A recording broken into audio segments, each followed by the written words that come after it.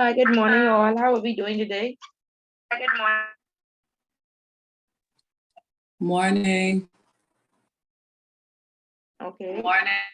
Good morning. Hi, Miss Bullard. Good morning. How are you? I'm good, yourself?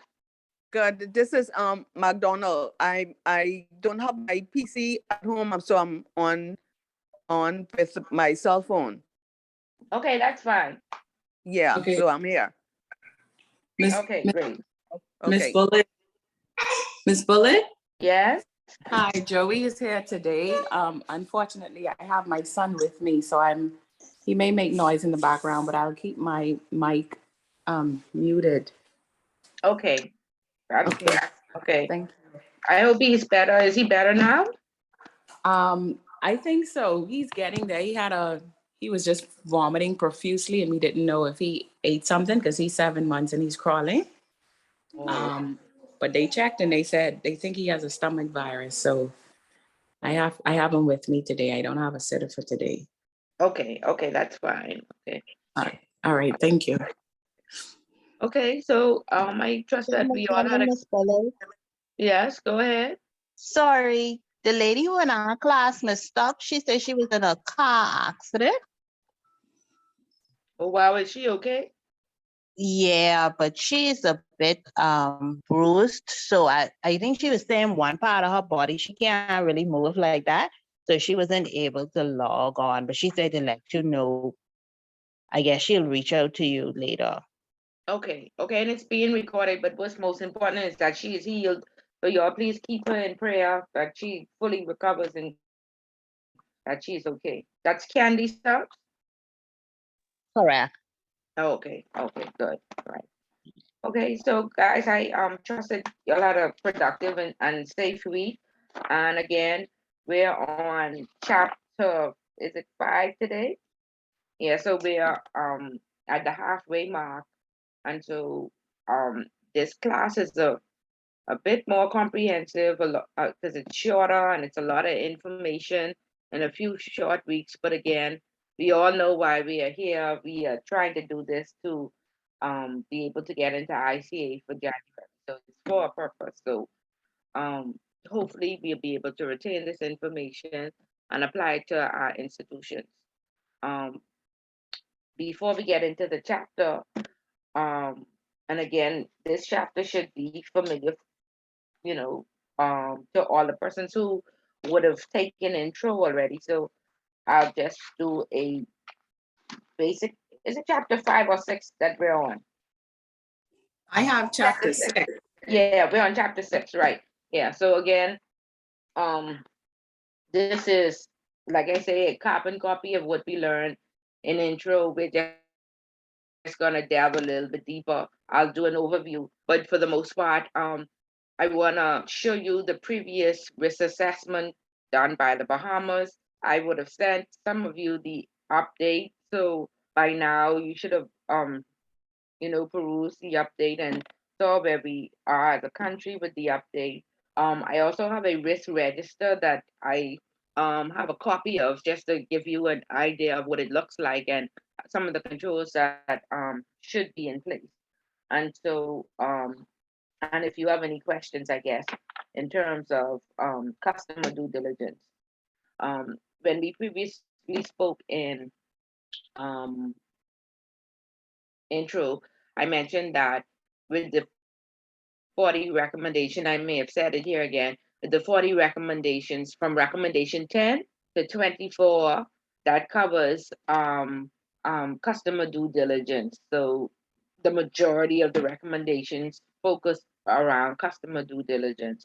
And so this is why we want to ensure, it's from the risk aspect and we understand exactly what we are to do in terms of when we're onboarding clients and to ensure that we protect our institution. Okay, so before we get into the chapter, we'll start with any newspaper readings and anybody who wants to get their 5% this week. No, nobody read the newspaper?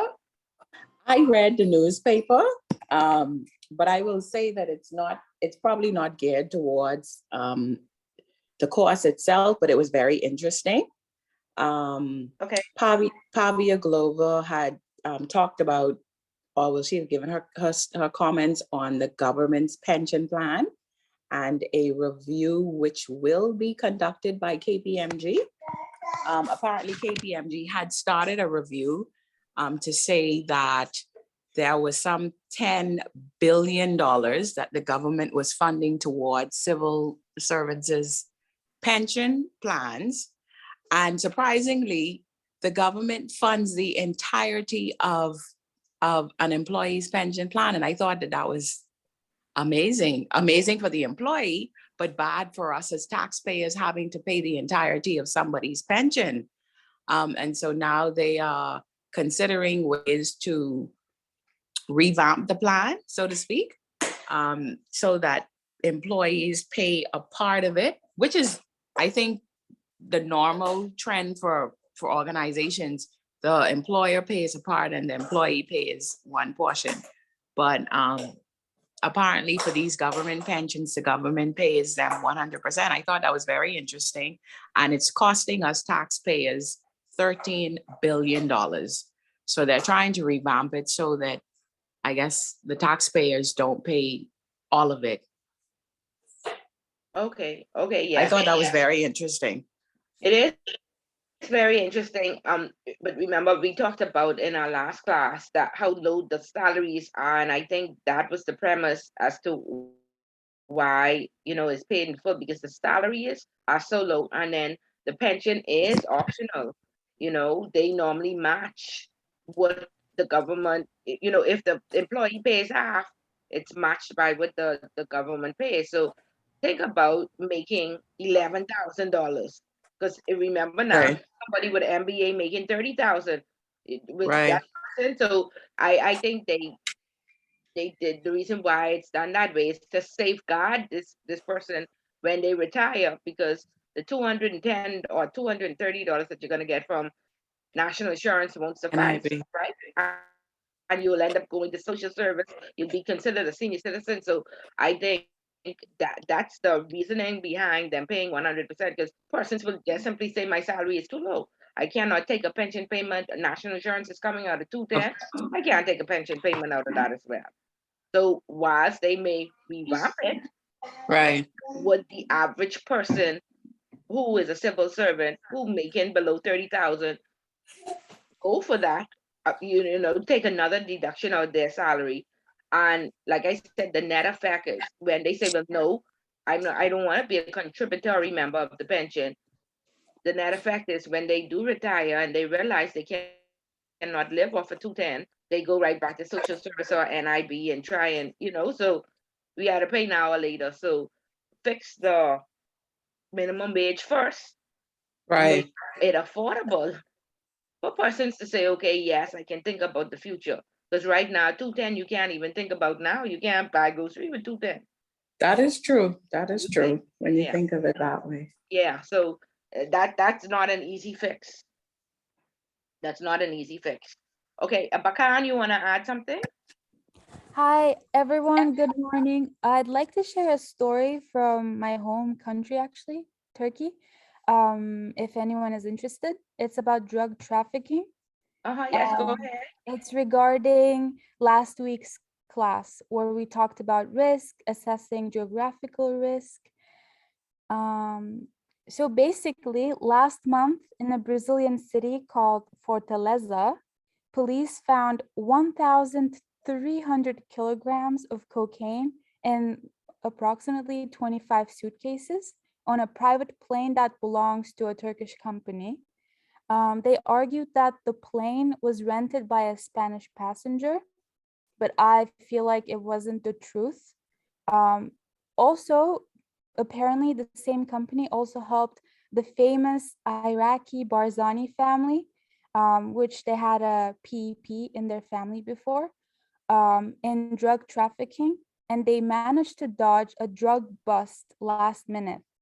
The pilot on the plane was illegally licensed and was aware of the drug transport. Plus, funny enough, the plane was also used, the plane used to be a presidential plane, And the current president, Erdogan, was on that plane when the coup happened in 2016 in Turkey.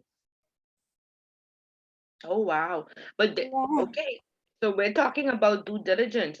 Does the company not have to exercise some due diligence, or the, because it's a plane rental, they can just rent it to anybody. They don't have to check the luggage to customs or check to see what's being onboarded to the plane? They were supposed to, but I feel like this is related to the government as well, because government has, I mean, it had a lot of cases in the past where PEPs also were involved in more drug trafficking, especially between Venezuela and Turkey. So I think this is a common situation where Right, and government and is nothing comes out of it? no, nothing. We didn't even have this as news in Turkey. I learned about this from my boyfriend who is Brazilian. He told me that he saw it on the news. So I don't think Turkish people know about this because it wasn't covered on the national TV in Turkey.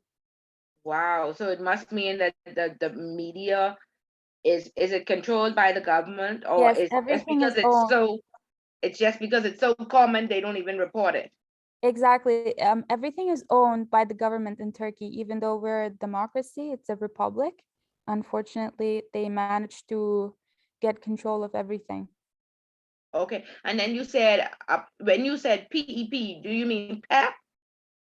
Yes, Pep. PEP. Oh, okay, okay, Sorry. yeah, yeah, just okay, okay, yeah. So very interesting and very relevant. And so, what do you do when the government?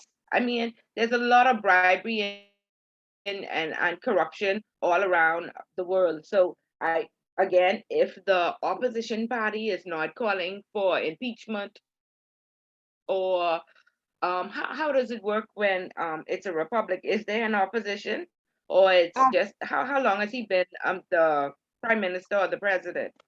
since 2002, and usually the prime ministers or the presidents, they can only stay for 4 years, and they can only get elected twice. But unfortunately, I think in 2017, they changed the system of the government governance. So he can stay ruling forever. If he wants, he can basically rule the country for the rest of his life.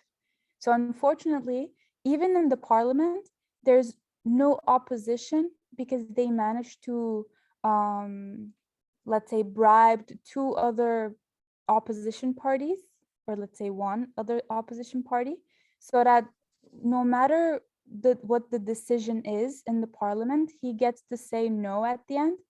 So whatever he wants, he does. Oh, wow. And so Yeah. there are no activists or other groups that, you They know, end up they end up getting in jail if they do that. oh, okay. And so Mhm. the UN has not gotten involved. Well, I don't know why exactly, but we're trying to get their attention in so many different ways, because a lot of, let's say, journalists, they're in prison for no reason. If you comment something bad about President Erdogan, you would end up in jail as well. Oh, wow. Yes. Wow. Okay. Yeah. So I'm wondering, perhaps we need to look at, the country is normally it's somebody within the country who is in opposition, or there's an activist group that gets together and gets the UN to back them to try and impeach or remove, these presidents. But how is Turkey? Does he, do you have good roads? Do you have good schools? Um, does he invest the tax money back into the country? Are the citizens getting any, um, Unfortunately not, no. And everyone is complaining. For example, during the pandemic, a lot of people suffered because they didn't even have food to, like have dinner, you know. Oh, Um, wow. yes, And so a there lot was of no like social service or anything like that to help the poor people? no, unfortunately not. And we're accepting a lot of refugees. And the funny thing is they have more possibility and opportunities to work to get a job compared to Turkish people. So that's also very funny. So we have a lot of problems within the country, especially with, let's say, the taxes. It's the big problem. They don't even invest in the country. They prefer to keep the tax money to themselves. And I can give you an example about the earthquake that happened in, I think it was 1997. This is even before they got elected, but they were supposed to use the tax money to make sure that if another earthquake happens, everyone is covered, right? And recently there was another earthquake in 2019 summer. We didn't even know where to go to like, you leave the house, you leave your apartment and you go somewhere safe, like Oh, a shelter. exactly, a shelter. And usually shelters for us are parks. And we didn't even have any space, outdoor space, where there's no construction to be able to stay safe from a possible earthquake. So we went there and we didn't even know where to go, because they spend these, like tax monies by constructing more and more, bridges, buildings, shopping malls. And they end up putting, the owners of these contracts are, people who support The President government. Erdogan. Exactly. So at the Yeah. end of the day, the poor stays poorer and the rich who supports the government gets richer than ever. Oh wow, that's very sad. But I actually is college there free? Because I actually had a colleague from the Bahamas that moved to Turkey because he said medical school. He applied and he was accepted into medical school and he would have been able to go for free. And now that was some about 8 or 9 years ago, and now he's a doctor in Turkey. Is like college free? So we have a very different education system there. Before 2002, everything was, like much better. But now we have public schools. They're not as good, unfortunately. But if, for example, your colleague wanted to study medicine, he could go to medicine, medical school, Yeah, medical school. without going through an entrance exam, because he's a foreigner. But for Turkish people, you have to go through that entrance exam, and it's very competitive. Of course, you can get a free education, but for us, it's extremely competitive. You have to spend a lot of money to be able to get into those kind of public schools. And not every public school is good. Also, they started putting rectors or deans who they know.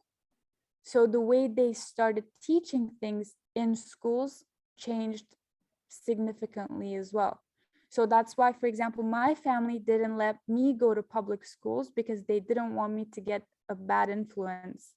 Because the government, they're very conservative, and they teach with religion, by manipulating religion. So my family decided to send me to a private school, even though it was very difficult for them to pay for it for the whole academic year that I had.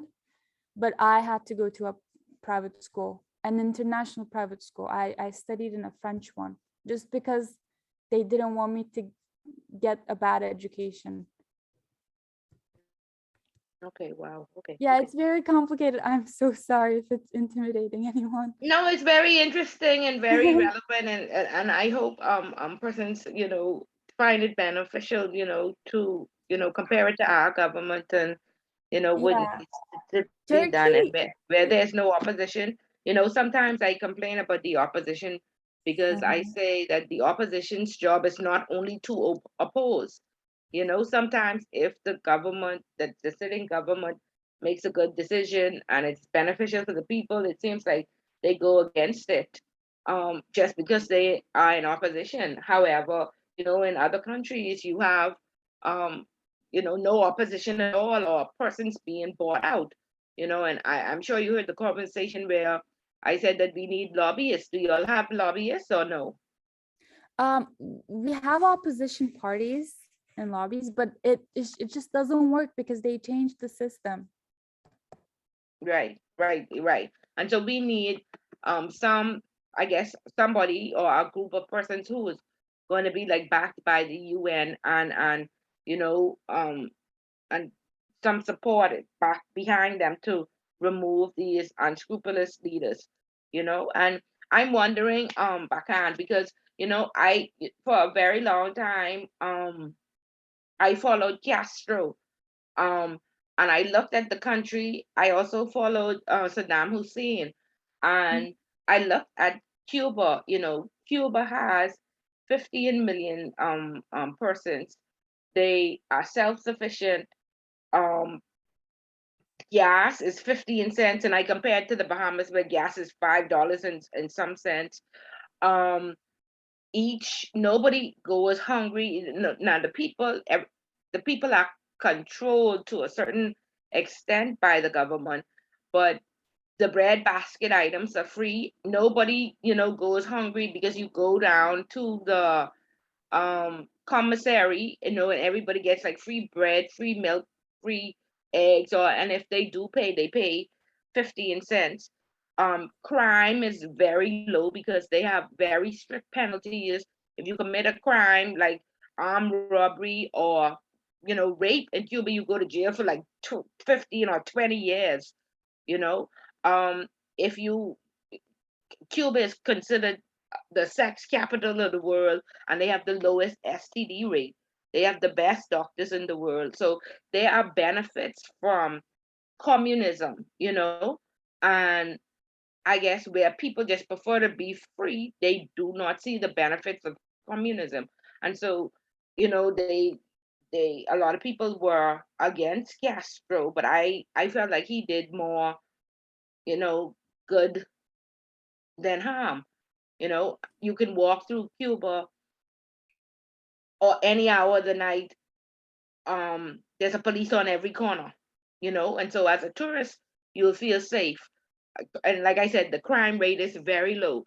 So are there any benefits? I mean, even though, like you said, he's into drug dealing, and they say Castro had killed a lot of persons during the revolution and what have you. So, are there any benefits in Turkey? Whereas, we don't want to support the communism, we don't want to support this control. However, there are benefits for the people, not like you say for the visitors or the foreigners. Are there any benefits? For Turkish people, even his supporters realize that they don't want him anymore. And it's very sad because, for example, elections, it's always so close to each other. It's, let's say, like 49 against 51. That's how they win. And they usually cheat during elections as well. That's how they manage to stay um, for this long. It's been almost more than 20 years. So Okay. the benefits, I would say, is not for Turkish people, but the relations that they because I'm not sure if you know, but we were supposed to be in the European Union because Turkey has it's part of Turkey is Europe and part of it is Asian. So we could have some countries consider us European, some countries consider us, Middle Eastern, so it's very tricky. But we tried to get involved in the European Union for so many years, but we couldn't fit the criteria.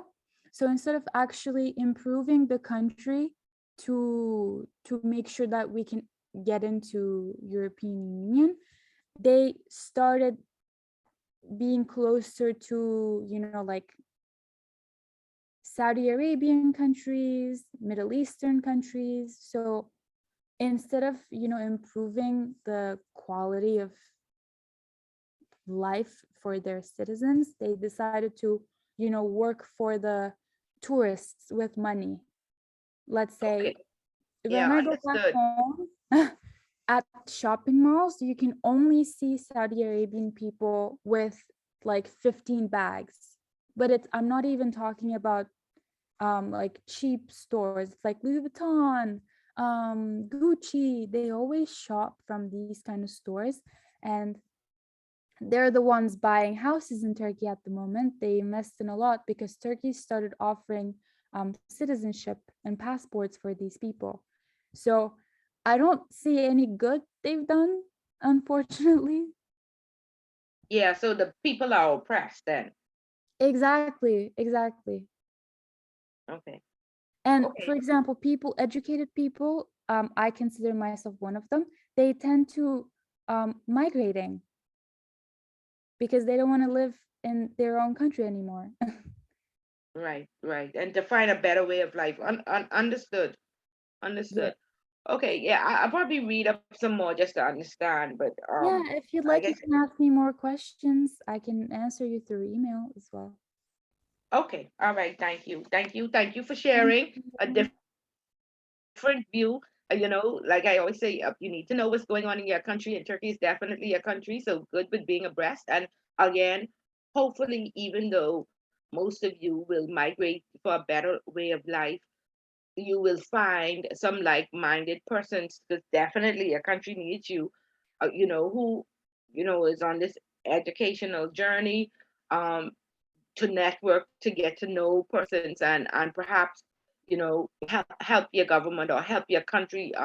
A lot of times, even when we look at America, some people support Donald Trump, some people don't.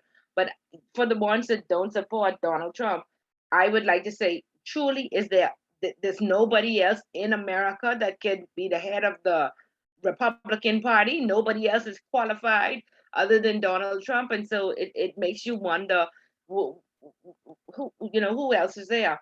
And we know, like, the Mitch McConnells and the other persons, they've been around for a very long time, but they don't resonate with the people.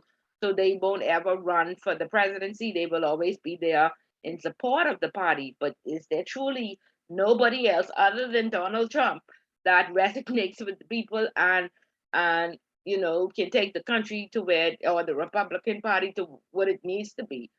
Surely there's somebody else, or there's a group of persons out there somewhere. And so, I feel that you're only as successful as your successor. And so, at this point, we should be a mentee, and we should have a mentor, leading the way for us. So please find your mentor. And when you get, we are the future leaders. When you get in these positions, please find somebody to train up. And so we don't have the only, option as Donald Trump, to run a party. There should be persons vying for the position who are fully qualified, who resonate with the people, and who,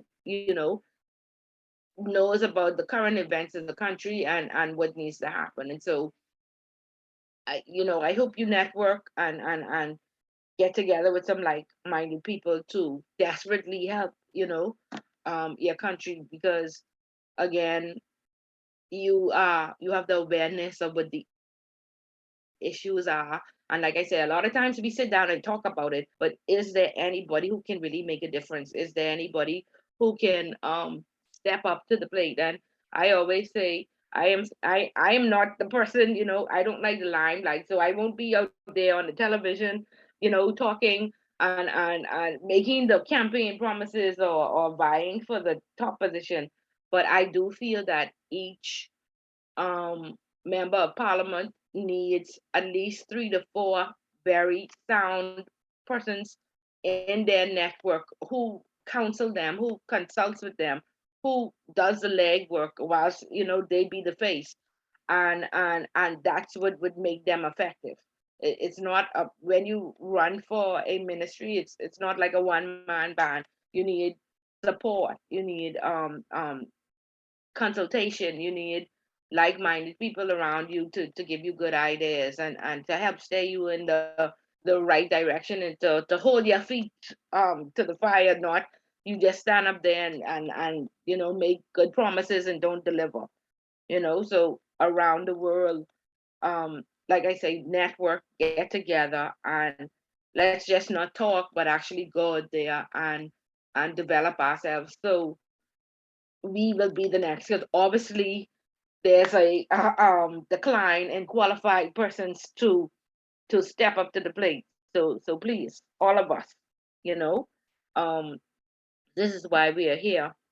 And like I said, even if you don't like the limelight and you don't want to be at the forefront, um, support that person who will, be the speaker, or who does not mind going in the House of Assembly and fighting every day. Because I look at I watch the House of Assembly and I say, boy, I don't even have that fight in me to be screaming and shouting across the room all day long. But there are people out there who have that tenacity and who can do that. And then there are people, like I say, in the background who can support that person. So don't think that you have to be in the forefront.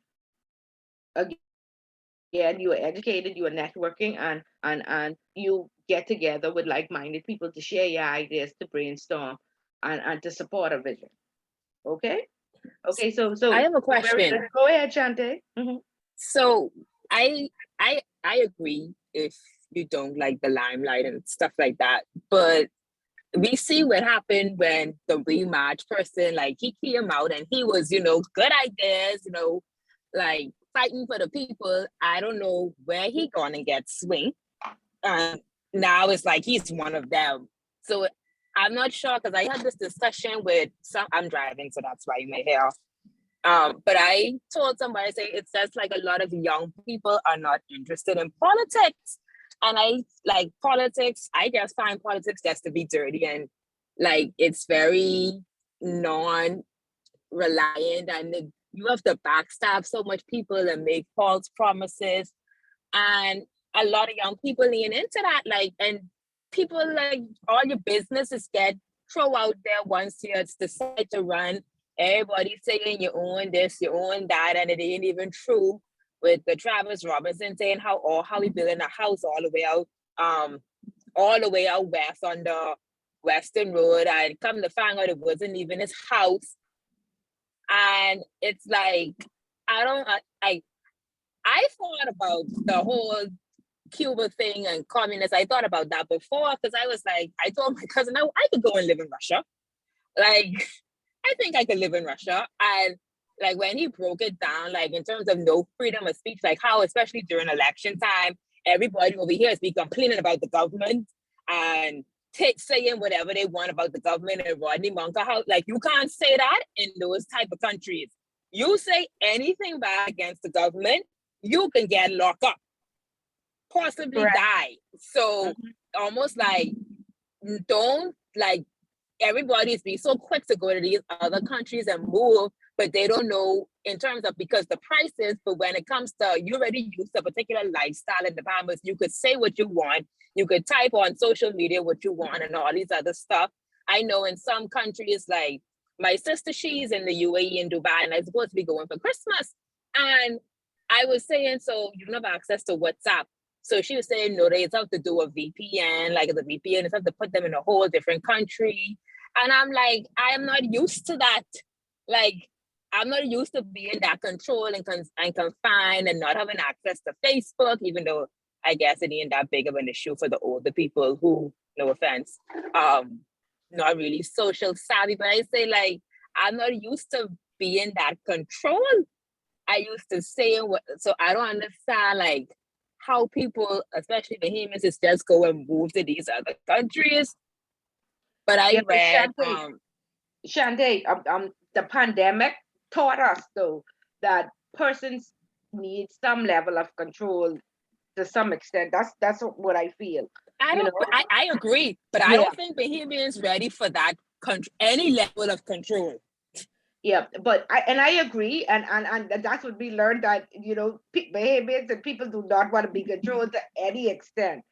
But like I said, when I looked at Cuba and I compared, I did the pros and the cons. It's an age gap. The older people are fine with it, perhaps because they're used to it now and they see the benefits. The younger persons, they are completely against it. They fought for, because I think at one point the entire internet, not just YouTube and Facebook or what have you, was banned. The entire internet was banned, and so they fought. And after Castro, I think, passed on to Raul, his brother, then they allowed some parts of the internet to be shared throughout Cuba. But I feel that their benefits are on par, or even sometimes outweigh the disadvantages. That's just my personal opinion. And I only comparing it to the Bahamas, in terms of our crime. To a certain extent, our crime will not be out of control if persons are controlled to a certain extent. Um, our unemployment rate would not be so out of control as well. In certain countries, I'm not sure if it's Cuba, but when you graduate from school, you don't sit on the blocks. You go to the army, and I support that 100%, because we have, one year, I think it would have been 2018 or 2019, when they had the combined government school graduation. They had 5,500 children graduate and only 100 diplomas. So that means 5,500, no, 5,400 children graduated with a leaving certificate. And I said, what are they going to do? Okay. And so I thought about the countries where, okay, you graduating with a leaving certificate, and everybody's not, academically, some persons need technical vocation, fine. But are those 5,400 students going to be TBI? No, they are not. Okay. And so that's a big problem. To let them out of school, what do? They can't find jobs, and if they find jobs, it's only at 210. So I support 100%. When you graduate from school, if you don't go to college, mandatory to go to the army. And I think it's Greece and other countries like that, and where persons run away because they do not want to go to the army. But what else do you do? Sorry, Alton, you're saying something? Alton? No? Okay, Gibson Roll, you want to say something?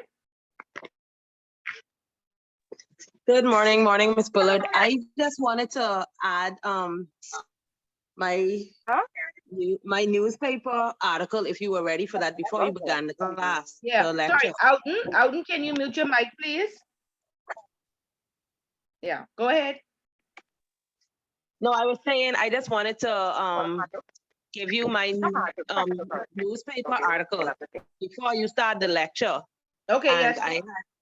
and then I had a question on the homework. That was about it. Okay, go ahead. Okay, one interesting article that stood out to me while reading the newspaper was an article written by Mr. Craig A. Tony Gomez, who's one of the managing partners of Baker Tilly and Gomez, the accounting firm.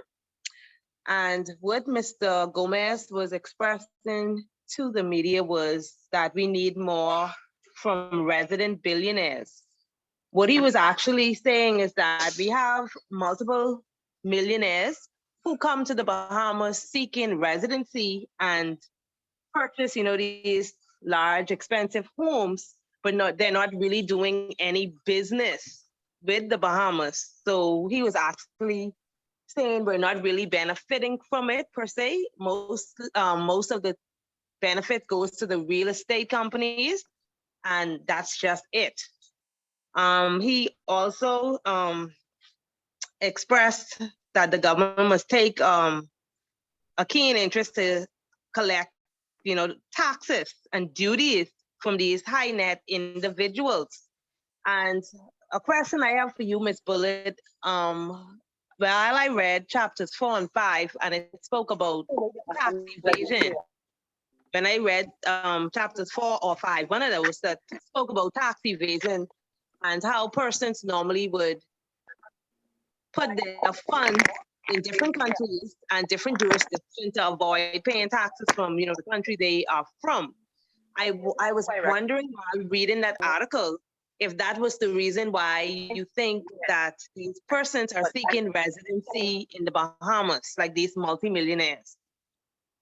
Yeah, of course.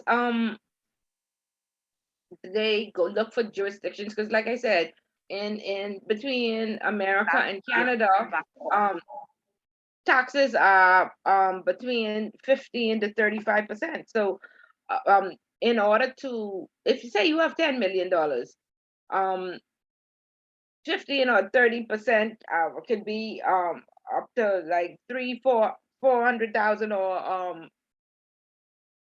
what could be up to $3 million. And so to get residency in the Bahamas, it used to be 550,000. It has just increased to 750,000. And so what would you do? Would you go and pay your government $3 million each year? Or would you go to the Bahamas once, spend 750,000 and get residency? And so that's what persons are And you doing. could get residency by getting married too. I don't know. I don't think you get you get a citizenship pay. No, you get a spousal permit if you get married Yeah, yeah, with certain privileges attached to it. to it. Right. And so that's way cheaper than paying your government 30% each year. And so it's not only the Bahamas that they're going to, it's the UAE, it's Thailand, and all these tax jurisdictions. And so what Gomez is saying is correct. However, the government has already put something in place. So along with CRS and FACA is something called CESRA. And CESRA requires you to what should I say? What's the term? It's with ring fencing. It you have to They have to have do a substance. business. Sorry, Alfredo. No, I was saying they have to have some sort of economic substance if they're Right. operating in the Bahamas. Right. So you can't just because a lot of IBCs have been established, right? And so what you do is you go and pay $2,000-3,000 to establish a international business company, and a lot of taxes are exempt from that. Once you pay that $2,000 a year, for for your annual fees, that's it. And there's a lot of exemptions attached to that. So that's what they're doing. They're opening up IBCs, and they have no economic substance. They don't do any type of business in the Bahamas. And so now the government has established CESRA to ensure that if you are opening an IBC in the Bahamas, that you are substantially connected or economically connected to the Bahamas. Like, are you buying salt, or are you doing lumber, or some type of business associated, not just a shell company, really. And so that's what CESRA is supposed to do. Okay, ensure that you are connected to the Bahamas in some way. And I think they're reviewing like the IBC laws and what have you, because again, it makes it, like I say, it makes us more competitive. You could come open the IBC, you can put all your money under the company, or you could pay the 750,000 and you can get citizenship. So, they're looking at that as a whole. And we have had, like I say, they keep saying that we don't have a corporate tax, but again, we do have an extent to a corporate tax, but when you compare it to other jurisdictions, and they don't have these IBCs with all these exemptions and what have you. And so they want us to change some of our laws. It will cause us to be less competitive, and then it'll cause persons to say, well, is it worth investing in the Bahamas? So again, like I said, we have to take a staggered approach because this was a major market for many years, so they have to look at, are they going to wipe out the entire industry? Of course not. So they are trying to find a way. We already signed on to SESRA. We're already doing the economic assessment. I don't see how much sense it makes. Alfreda, have you done it? Do you see any differences? Do you see companies identifying that, oh no, this person does nothing in the Bahamas? The majority of IBCs that I see, they just list themselves as holding companies. And with SESRA, once you're involved in a particular type of business, they want you to show economic substance. So most of the IBCs that I see, they're not like involved in like shipping or financial services, or have a headquarters business here in the Bahamas. So they're just basically reporting for reporting purposes, not because they have a business entity that's, I guess, listed in one of those areas where you have to have substance. So Okay. yeah, the IBCs I see, it's just basically holding companies because they're just well, they're not involved in the listed entities. Okay. Okay, yeah. So John, Gibson Road, yeah, that's what we've already started in some instances, and I guess that's the same cry that the Democratic Party in the US is saying of, we have to tax the ultra high net worth persons, and but they keep saying it, but they haven't done it yet. So I don't know. We'll wait to see what happens. Okay. Okay, thank you so much, Ms. Bullard, and also thank you, Alfreda, for your information. Lastly, Ms. Bullard, my last question was concerning the homework. Okay. Question one. I know I turned it in, I think on Wednesday or Tuesday. I turned it in a few days early just so I could have gotten the feedback, maybe because I think I might have misunderstood exactly what the question was asking.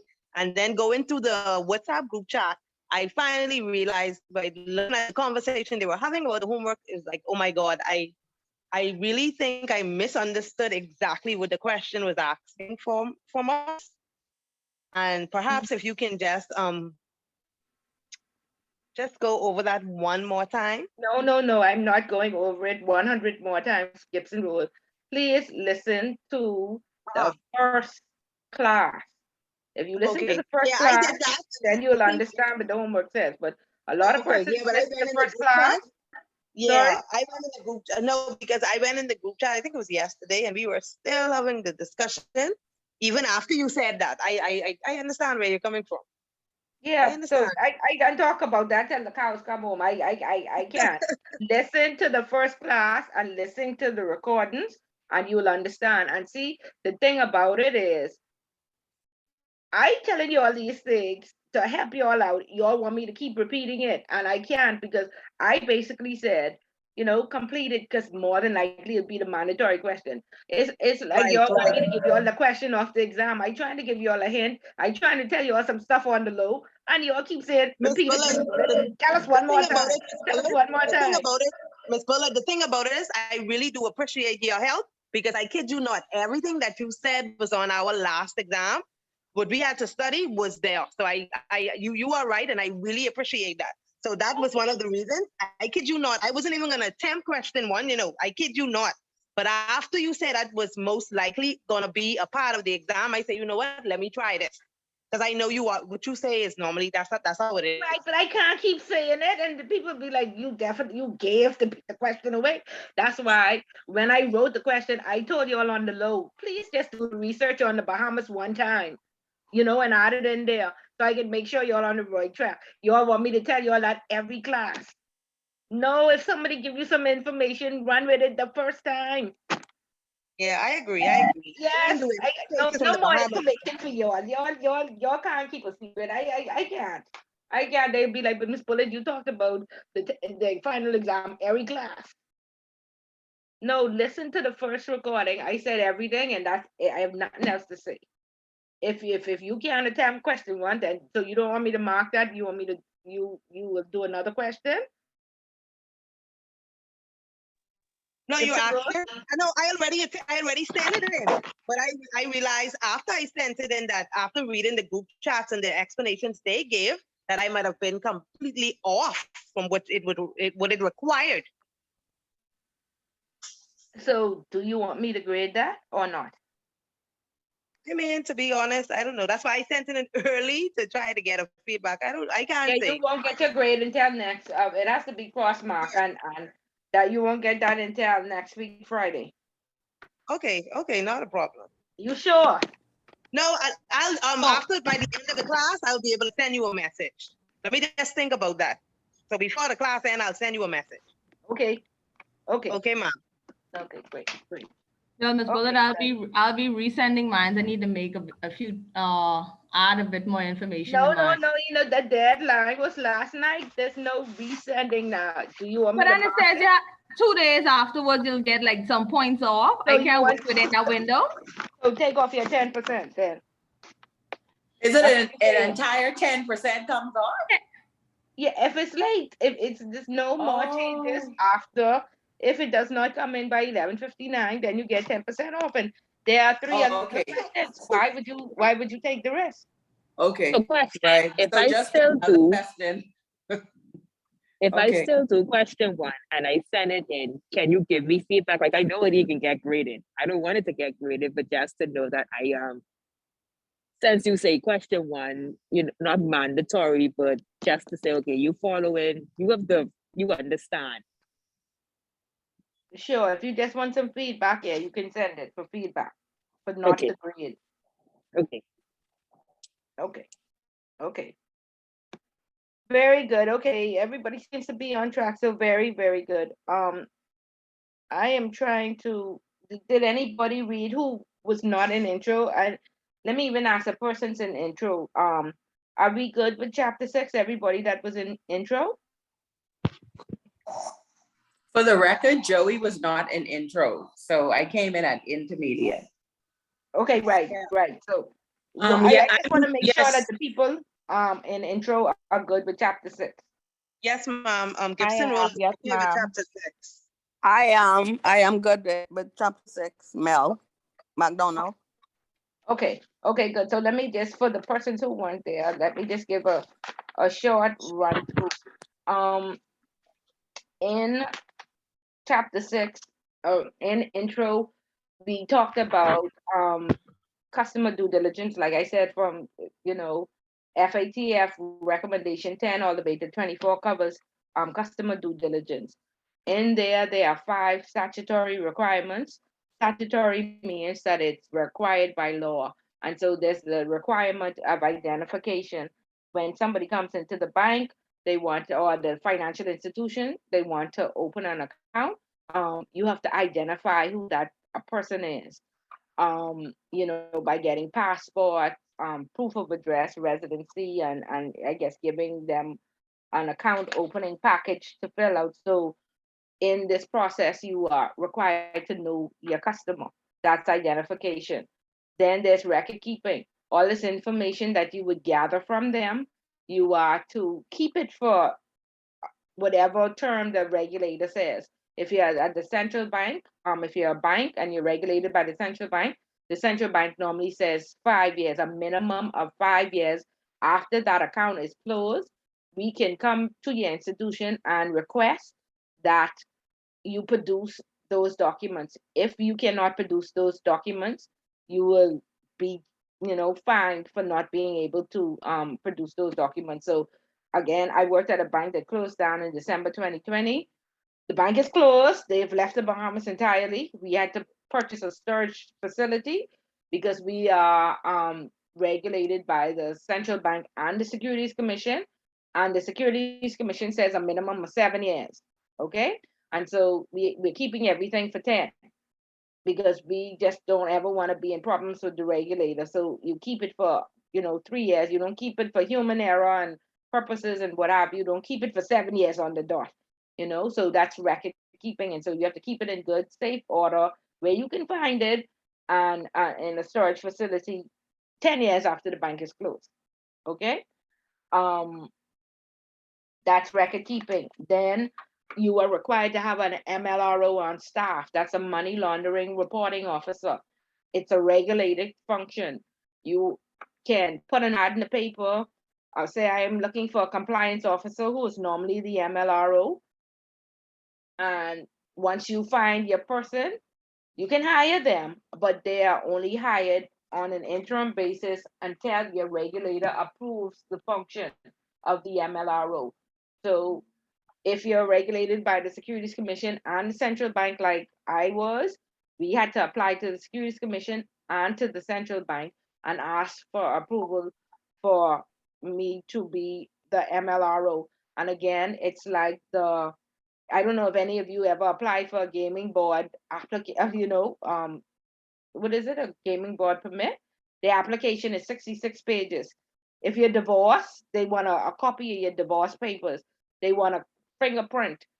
They want each of your children's birth certificate. Okay, that's how extensive the gaming board application is. Now, central bank and the Securities Commission isn't as bad.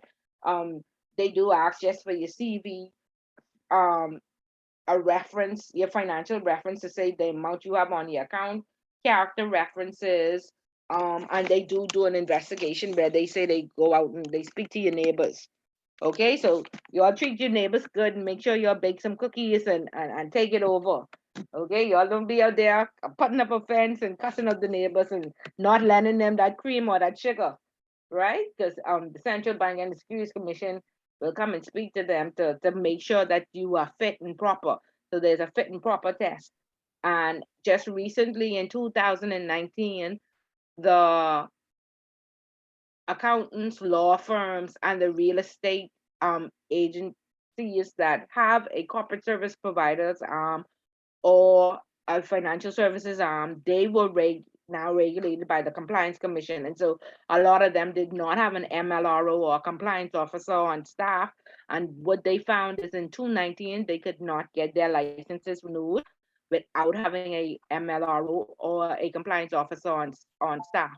And so that's the same thing that happens with the gaming companies, with the insurance companies, with the banks and the credit unions, the money services businesses. In order for you to get licensed, you must have that MLRO on staff, and that MLRO must be approved by the regulator. It's a regulated function. There are normally 3 regulated functions in an institution: the senior official 1, senior official 2, and the MLRO. And so the CEO is normally senior official 1, and senior official 2 is either the finance manager or the operations manager. So 3 regulated functions in each financial services business. Okay, so we talked about the identification.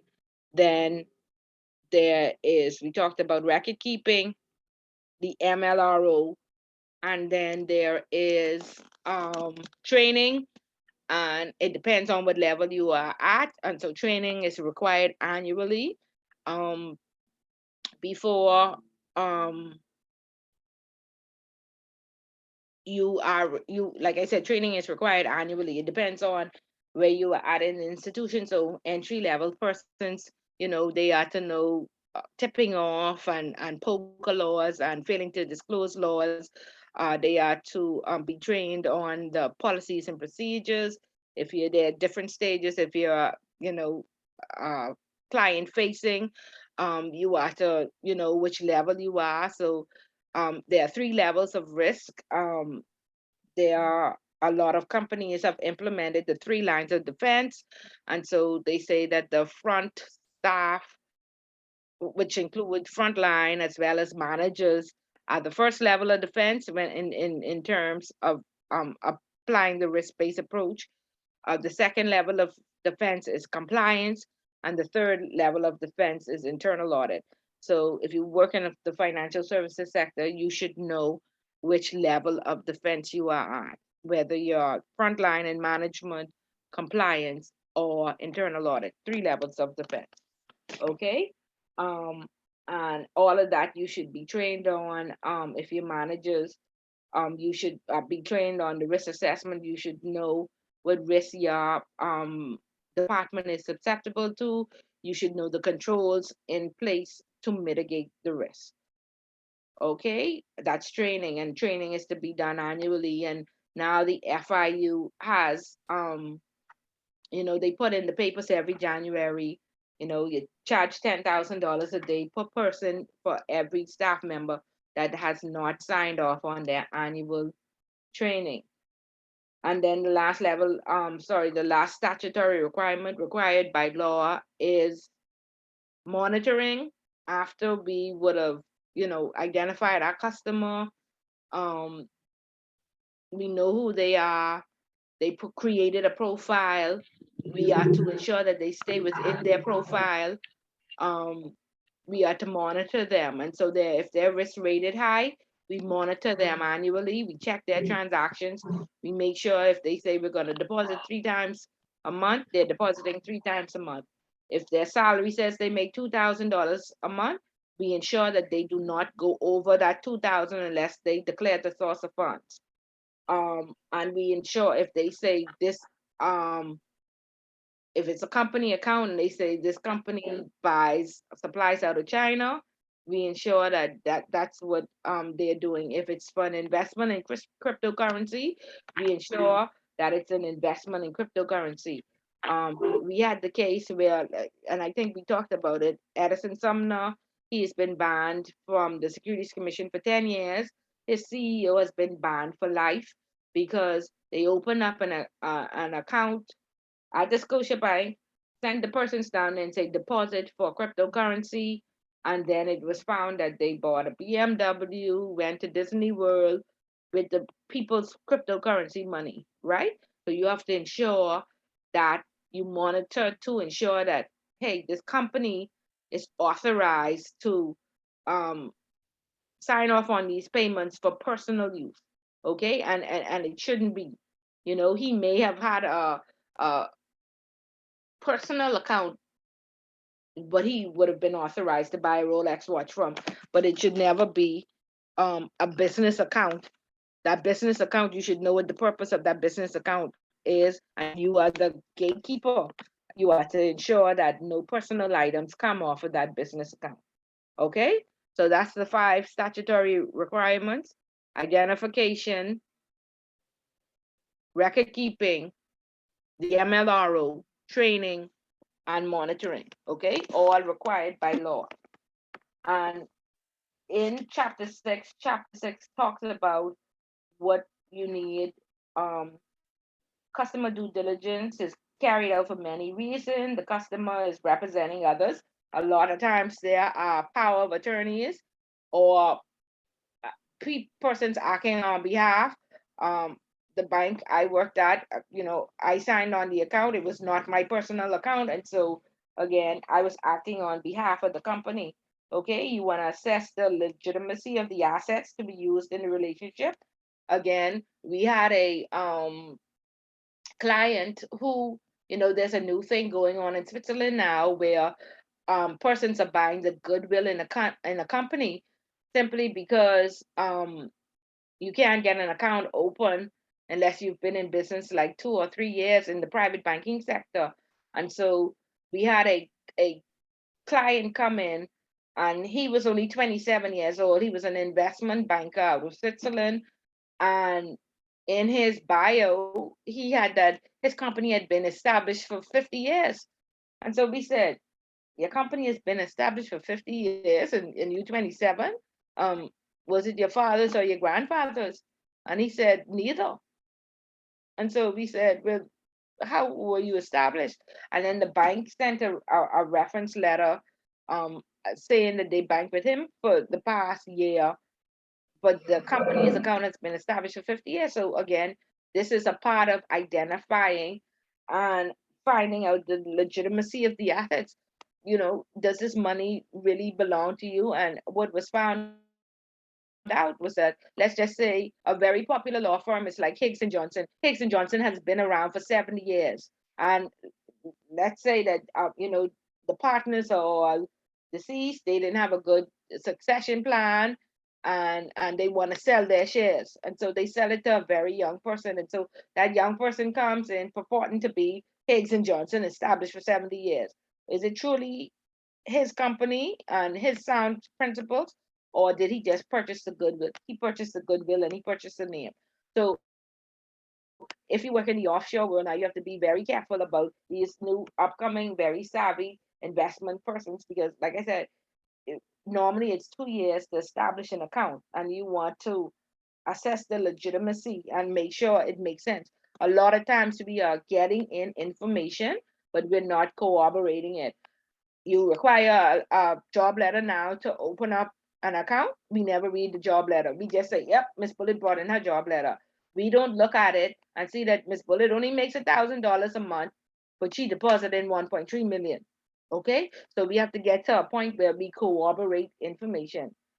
Another problem is that when we get transfer requests, we looking at the signature to make sure it match. We looking at the account, the money on the account, the signature match, and we send the transfer. No, we now have to ensure that it's within the profile. And this is exactly how Edison Sumner was able to buy a BMW, buy a Rolex watch, go on vacation with his family out of the people's cryptocurrency money, because nobody ever stopped to say, hey, yeah, he's a signatory on the account, but this account says for investment purposes into cryptocurrency. How is it that we send in a transfer to the auto mall? Right? So cooperation is very important. You have to, it's gone are the days when you can only make sure that the signature match. Sorry, Miss Bullet.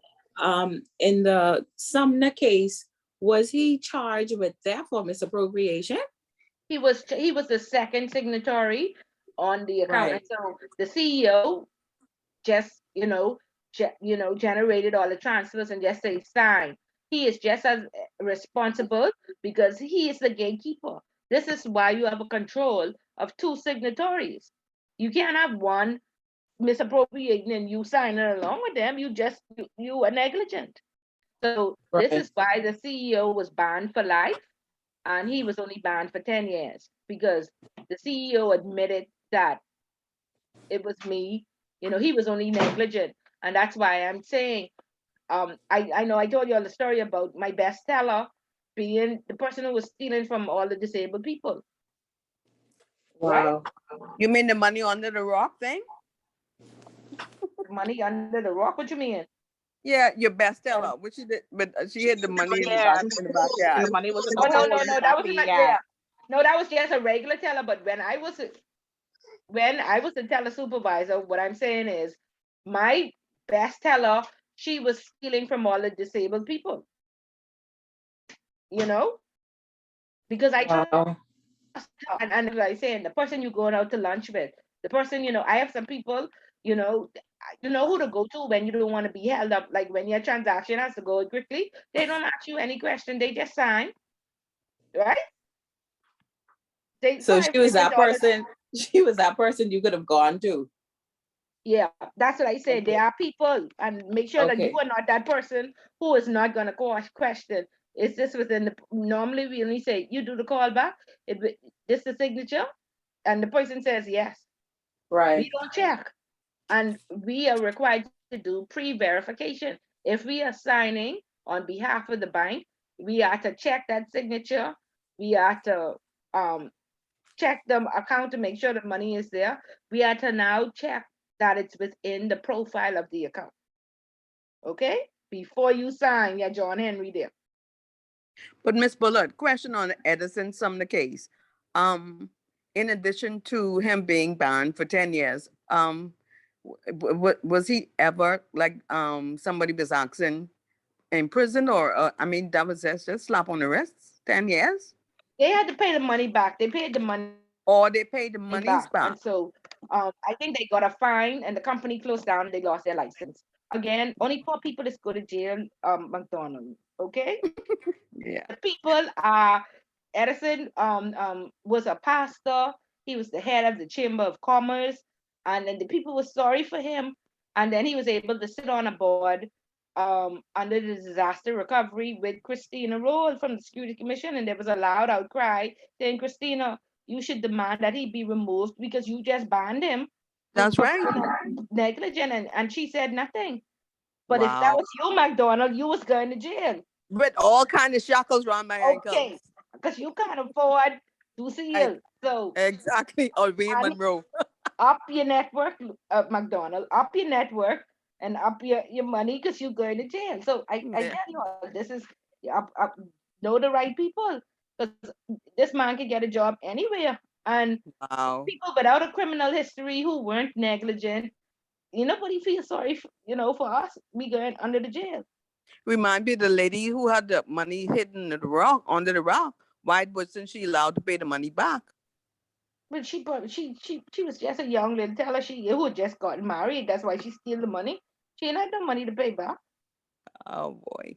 But when they found it, they confiscated it. So they held it for evidence. And then I think I don't know if the insurance pays. The insurance wouldn't pay because Royal Bank being negligent by not showing up the court. So Right. I think after the case was finished, the Royal Bank probably got that money. They got that back. So they confiscated it because they found that. But there were Mm-hmm. millions of other persons who stole and that just went down the drain. Yeah. Wow. I say protect yourself. The person that you're going to lunch with every day, okay, trust in Jesus when it comes to money. Nobody else. Okay?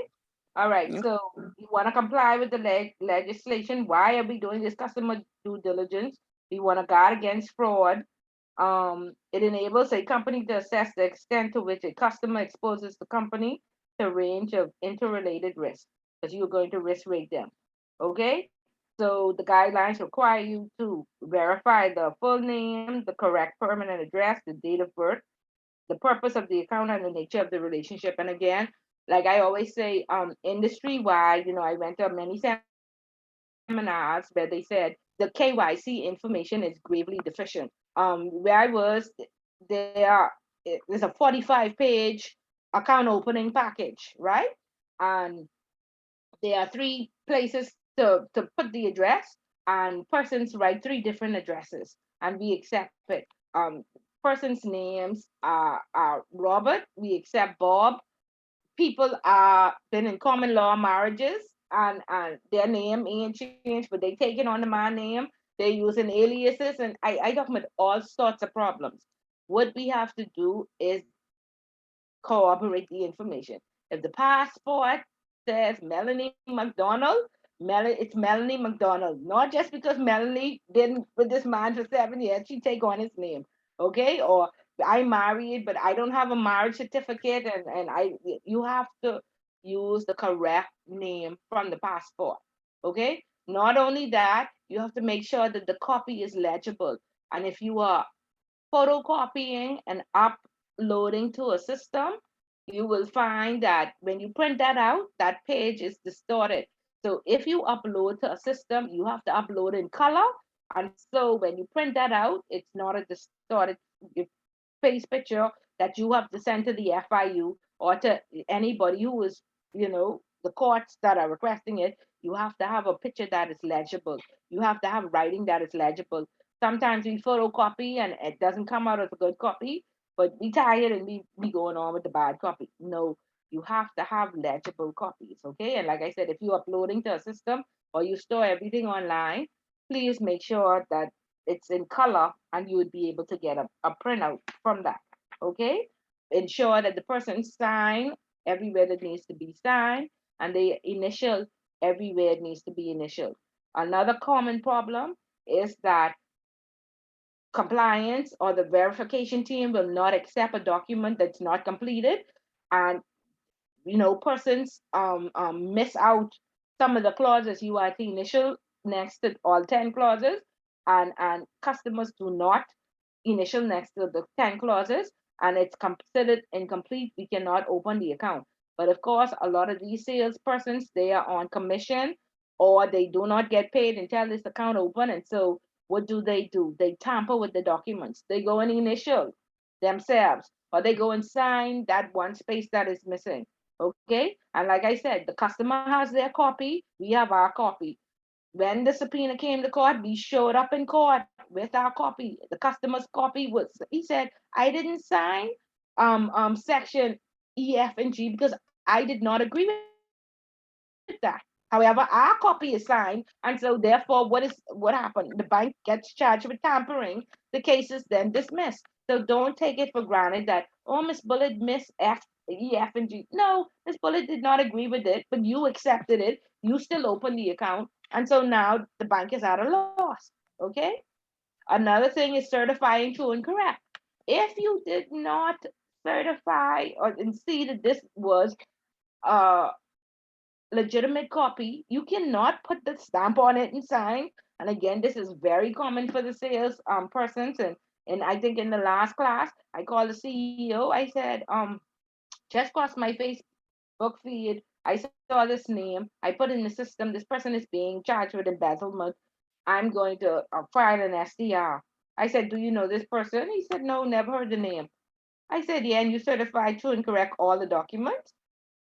He ran downstairs. Let me see, let me see. No, he's not familiar. Can I have this file? I said, no, you can't.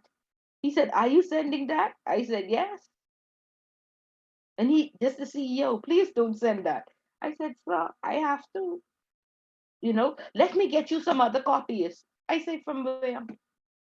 But he does not want his name implemented or implicated in this case. He signed, I certified that this is true and correct copy. I never met the guy.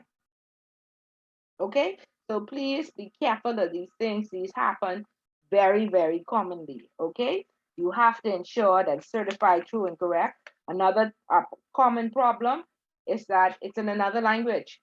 The law says it must be in English. Okay, so we have, I was working at an institution where they told me I must go learn Spanish. Then some documents came in French. Then I said, do I need to learn French? Then some documents came in Russian. Do I need to learn Russian too? So, you have to be, you know, sensible about it. If your company wants to offer a white glove service, let them pay for somebody to have it translated, or the documents need to be translated before it comes to the bombs, because the regulator is not going to learn French or Spanish or none of those languages, okay? And they say it in the central bank guidelines, it must come in plain English, okay? You want to ensure that when person say, I'm going to deposit 5,000 a month, you corroborate that information. Does Miss Bullet make 5,000 a month? And if she doesn't make it on her job letter, if the job letter says 2,000, then Miss Bullet, where's the extra 3,000 coming from? If it's from rent, I need a copy of your rental agreement. If it's for investment, I need a copy of the investment. It must add up, okay? And like I said, sometimes you do go outside of your profile. There should be a source of funds form that if Miss Bullet does indeed go outside of her profile, she can provide, copy of source of funds. Okay, because we don't live in perfect some, again, these thresholds and guidelines are exactly what they are, just to give you an idea of generating a profile. Sometimes you will go outside, and if you continuously go outside, then you need to, revamp the account, but you have to provide source document to prove where the excess funds are coming from. Okay, we are familiar with all of this. Give me some feedback, please. I'm familiar with it, Miss Bullard, but I have a question. What if the source of funds, right? The additional source of funds is like from a personal, it's from like personal. It doesn't have anything to do with your salary or anything. It's fine. You could be in an ASU. You could have an ASU contract. You could be getting child support from your husband. So you have to prove, you'll have to show proof for all of this. You have to show proof. If it's Okay. outside of your profile, if your mother passed away, God forbid, and you got an inheritance, or if you sold a piece of property, you bring a copy of the conveyance. But you provide something. It doesn't have to be from salary. Okay, and then the company is, again, you want to get the memo and arts. You want to get the what is it? Yeah, the memo and arts. You want to get a resolution. We had a messenger steal some letterheads, went to the bank, opened up the account, and deposit all the checks he picked up and was withdrawn. He made himself the signatory on the account. Okay, so you want to ensure that you get a copy of an incumbency that tells you who was allowed to sign. You get a resolution from the company with the company seal saying, I authorize, Ms. Bullard to sign on behalf. You want to check and make sure who the principals are. Because again, this was just the messenger saying, I authorize me, the messenger, to sign on my name. So he was depositing all the company checks and withdrawing. So you want to check all these things. Okay.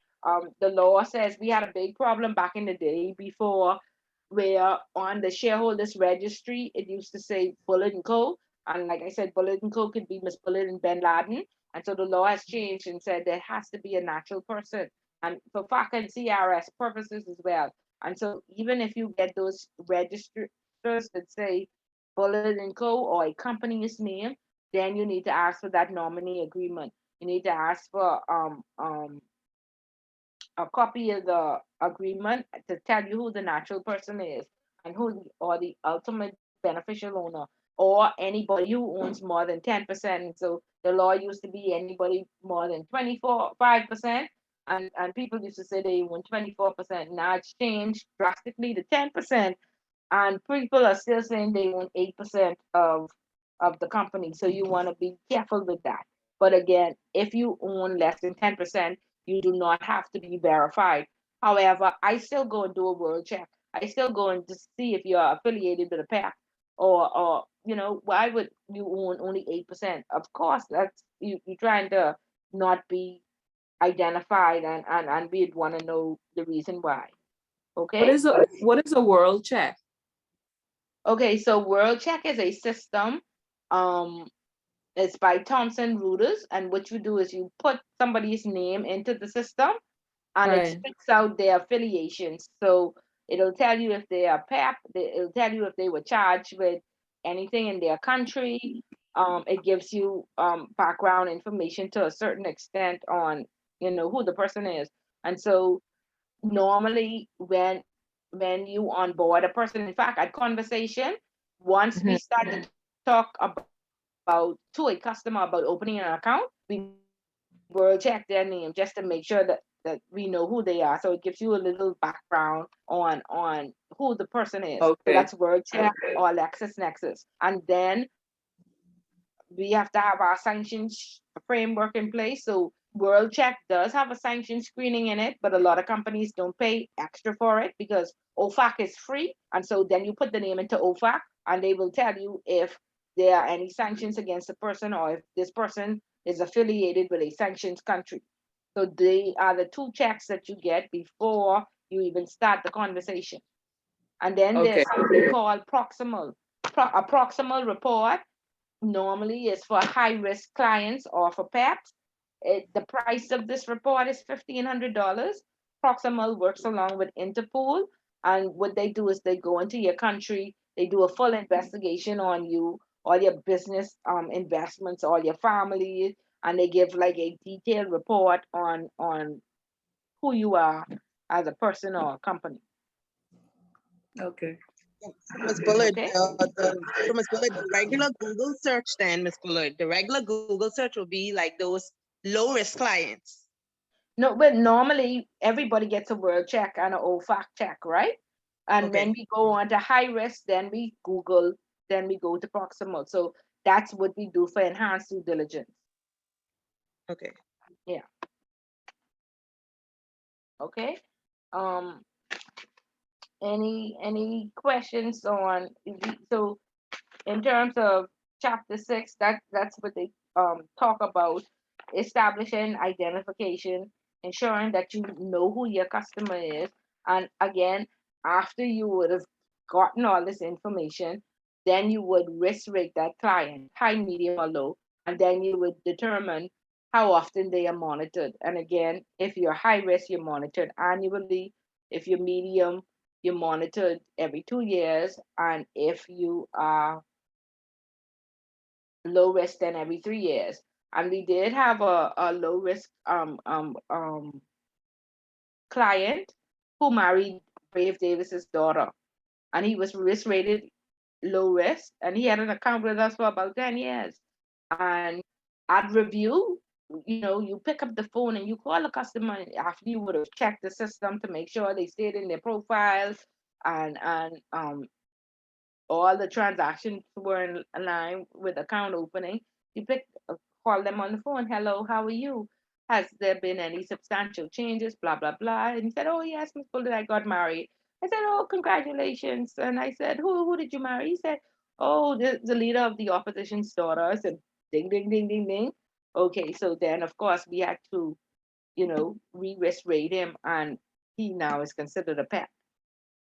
Okay, so if you would have missed that story in the newspaper, then at review is when you now find out the pertinent information about your customers. You are required to know your customer, and what is important is that there are proper metrics in place, because if there are 800 clients, you can't be expected to know 800 clients. Okay, and so you have to ensure that you know how many clients your company has. If you work in the offshore world, it's good to put them in categories. If Asian customers, have an Asian desk. If you have European customers, have a European desk. And then if you have Latin American customers, have a Latin American desk with teams where there's an administrative, and then there's somebody who could be on the road. And that administrative person will be the person carrying out the reviews, ensuring that you could pick up patterns. But if you're dealing with 800 people, you would never know. And you would never know the patterns of Asians. You would never know, if you have Islamic customers, you can give them interest. So there's certain details that you familiarize yourself with a certain type of citizen. And so categorization and metrics are very important. And I always say that if you are a junior person, you should have about 100 clients that are medium and low, and probably um, one or two high risk just for practice. If you are senior, you should have about 50 clients, and if they are operational, then you should have less. If you have the PEPs, you should have less. So you need the proper metrics in place, or some proper structure in your department, in order to know that these clients. It can't be that is 10 of us, is a generic box, and whoever available will carry out the transaction. That means you having a hand with 800 persons. But if you have 100 persons who you are familiar with from one region or from two regions, you should be able to get to know these people, and really pick out patterns of when they go outside their profile. Okay, so it just depends. It depends on your institution, but I know that's a big problem in many institutions where they don't have proper metrics in place, and there's no way for you to know all these people and to be able to pick up, if they are outside of their profiles or not. And then the reviews are backed up. Nobody has time to do reviews, right? And so they are backed up for years. So all of these things, like I say, all the laws have changed. Gone are the days you need to start a review process of your entire portfolio, and you need to know who these clients are. Okay, to avoid going to jail. Everybody goes to jail now. It used to be just the compliance officer. However, it's everybody. Okay, everybody involved in the transaction. And I think I told you all that Brazil is civil law, um, whereas you're guilty until proven innocent. And so the governor of the Central Bank of Brazil has been to jail. The president has been impeached, and there has been a lot of account officers and account managers throughout the banks that have been to jail before. Okay, and so like I said, our laws have now changed, and we are being internationally watched. So some of us are gonna have to go to jail. But they Okay. didn't send the HSB people to jail. Of course not, because that attorney general was retiring and he was going to get a job, right? Oh, I guess so. no. Do you know any attorney generals? No, you don't. No. Get up your network. Up your network. They into the fish fry or to the dock. They in Toastmasters, they in Rotary, they at industry briefings. Right. Okay, that's where you need to be. All right. Okay, so let's take a look at some of these this risk um metric. So this risk register, so you'll have an idea. So let me just see if I could get any questions so far from the persons who weren't in intro. Do we understand the identification and the statutory requirements and what is required at account opening? Do we hear some of the issues across the industry in terms of deficient account opening? Do we understand the risk associated with deficient? Again, why do we have this 45-page account opening package? This is our legal document to show up in court with, right? And if it's deficient, what you think that they have to seal even just off the forms, right? Right. And another problem with our forms is our forms are outdated. They are old. They are quoting laws from. I saw a form the other day. It say under the Bankers and Trust Act of 1956. I nearly fell off my chair. I say definitely I get sign this and do all kind of fraud because this form itself ain't gonna hold up in no court. 1956? Come on, the Bankers and Trust Act done changed 3 times since then. Okay? So look at the date of your form. Make sure that the forms are not expired. You know, each form should be good for 10 years, but if a drastic law change, it's 5 years. Okay? Look at the revision date. Make sure there is a date and a version date. Okay? And make sure the applicable laws are that there. When last did the legal team review the general terms and conditions? Do they still stand? Do they make sense? In a lot of cases, they don't. But these are the forms that be given out to customers every day. As for CRS and FACA's laws, um, I I think it was a friend at Anspaca told me they had a client from 1999 and their forms, they had not refreshed that person's form from 1999. And when CRS and FACA came along, express consent was not on the old forms from 1999. And so he sued them, stating that he opened his account in 1999. There was no express consent to share information, and nobody asked for his permission. He did not sign the CRS and FACA form, so by law, they were not able to share his information with his government. So that case is pending, okay? But even that's a form from 1999. The company would just close down where I used to work. Their forms did not have express consent on it. Expressly, I agreed to share this information, you know, with anybody. Even with our parent, we used to have to get every time our parent asks for information, and that causes a situation where you could be tipping off because our parent did the tracking for our wires, and a lot of times for our corresponding bank, they came back and said Deutsche Bank wants to know what is the purpose of this wire, who are the people involved, and what have you. And so now we have to go to the client and ask for express consent to share that information with Deutsche Bank.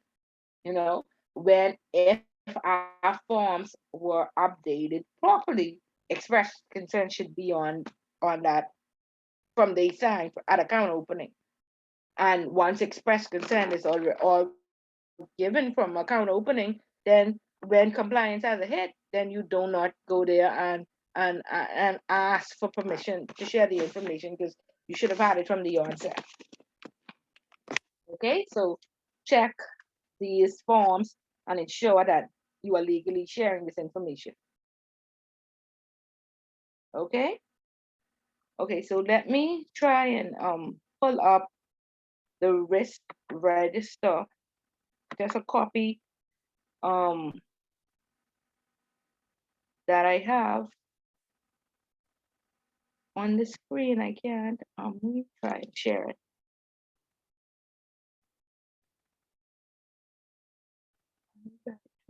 And any questions or concerns? You had mentioned that where there is not a natural person, like if a company is opening an account, the shareholders behind that company have to be natural persons. Is that what you're saying? I mean, have to be like a person to Yeah. person, not another company. Correct. So the law requires that even if you have somebody in co, you need a natural person. So you can't ever accept a company. You need to know who the ultimate beneficial owner is. And so on their register, they can have Bullet and Co. However, they need to have a nominee agreement that tells you Bullet and Co. represents Miss Bullet and Joey Dean. Okay, who's the physical persons? Yeah. The natural Yeah, the persons natural behind the person. company. Yes. Okay, all right. Yeah. Okay. I'm having a problem with the screen, but I can't. Let me see. You may be able to see the entire screen. 1 second.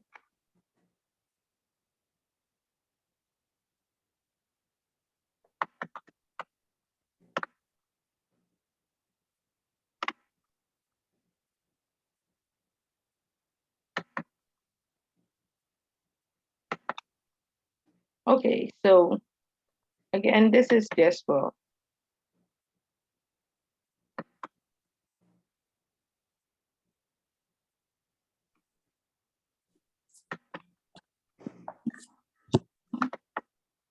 okay, can you see the screen? It's loading. Yeah, it's a spreadsheet. Yeah, so it's a spreadsheet. And so this would be how a risk register would look. And so in the first tab, you'd see audit area, and then it goes on to the process, and then the objectives, and then the risk category, and inherent risk, and a score where you would have, said whether it's high, medium, or low, and the control that you would have in place. And so you see the mitigating control, the bank sets limits on the amount that one client can have an obligation with the bank, and also sets limits on the amount that can be held with each counterparty, and then treasury management, and then it says control score, and how often is it reviewed, and who reviews it, and the impact if something should occur, and it says moderate. So each process or each function would be listed here, as well as each service that is offered. So that's how it would look, and the risk manager would be in control of all of this. And what they do is, normally the ones that are high risk are, I guess, reviewed monthly, just to ensure somebody is minding the process. And normally they would make a statement, at the board meeting, say that quarterly all the high risk risks were addressed or reviewed, and to ensure that they stayed within their controls or their limits. And every so often, a test would be carried out, just a test, like she would ask for a copy of the transactions, just to make sure two persons were signing, or to ensure that the bank stayed within its limits, and what have you. Go ahead, Alfreda. Hi, just wanted to know, is it possible to get a copy of that via email? No, this is this is information. I just wanted to give you a visual. Oh, okay. So you would see how it looks. Yeah. This information that I can't Okay. share this. I just Okay. want you to see. All right, thank you. Yeah. So you can get a visual of how it's done. Okay, y'all. I hope nobody take pictures here, because the minute I put up, some people start taking pictures. Y'all don't take pictures of people. Well, probably if you didn't know that, you couldn't share it, people to start taking pictures. Well, now she's qualified it. Don't use it. Yeah, I just wanted y'all to see exactly how how it's set up and how the controls are, you know, and normally we have to send this to the central bank, and they review our processes, and then audit comes in and tests to make sure that is actually being done and it is effective, if the control is robust enough, or if it needs to be enhanced. Okay, and so that's how that's done. Miss Willard, another question, sorry. Go ahead.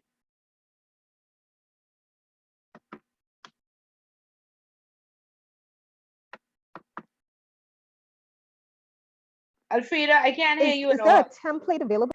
A template that we could perhaps populate? Okay, the FATF No, I'm has, asking. yeah, the FATF has a template. If you Google risk assessment under the FATF, they have a write-up on it, and at the back page, they have a template. However, what we have found that, they say that each institution is different, and so the template is that's just what it is. You have to add so much to it, and sometimes you might I was start about from to scratch. ask that. Yeah, So you might as well start from you could scratch. use their template as like a skeleton and build upon it. Yeah, Right. yeah. I found that you have to add so much, so it doesn't give you I guess it's a starting point, and that's about it. Mm-hmm. And you just add to it from there. The FATF's website. Yeah, Okay. yeah. It's on risk assessment. Okay, and so did anybody get the opportunity to read the update form in terms of where we are at as a country in terms of our risk assessment?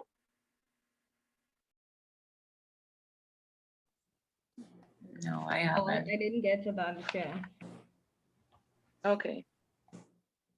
So we're gonna look at the one from 215. I'm trying to pull that up right now. And so we will see that in 215, it was, like I said, at that point, gaming is mentioned, but gaming had just become legal, and definitely the accounting firms, law firms, and real estate, um, they may have been mentioned, but they were not included in detail.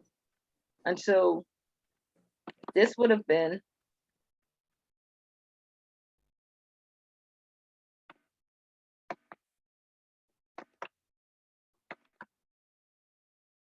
I'm trying to share the screen. It takes a while.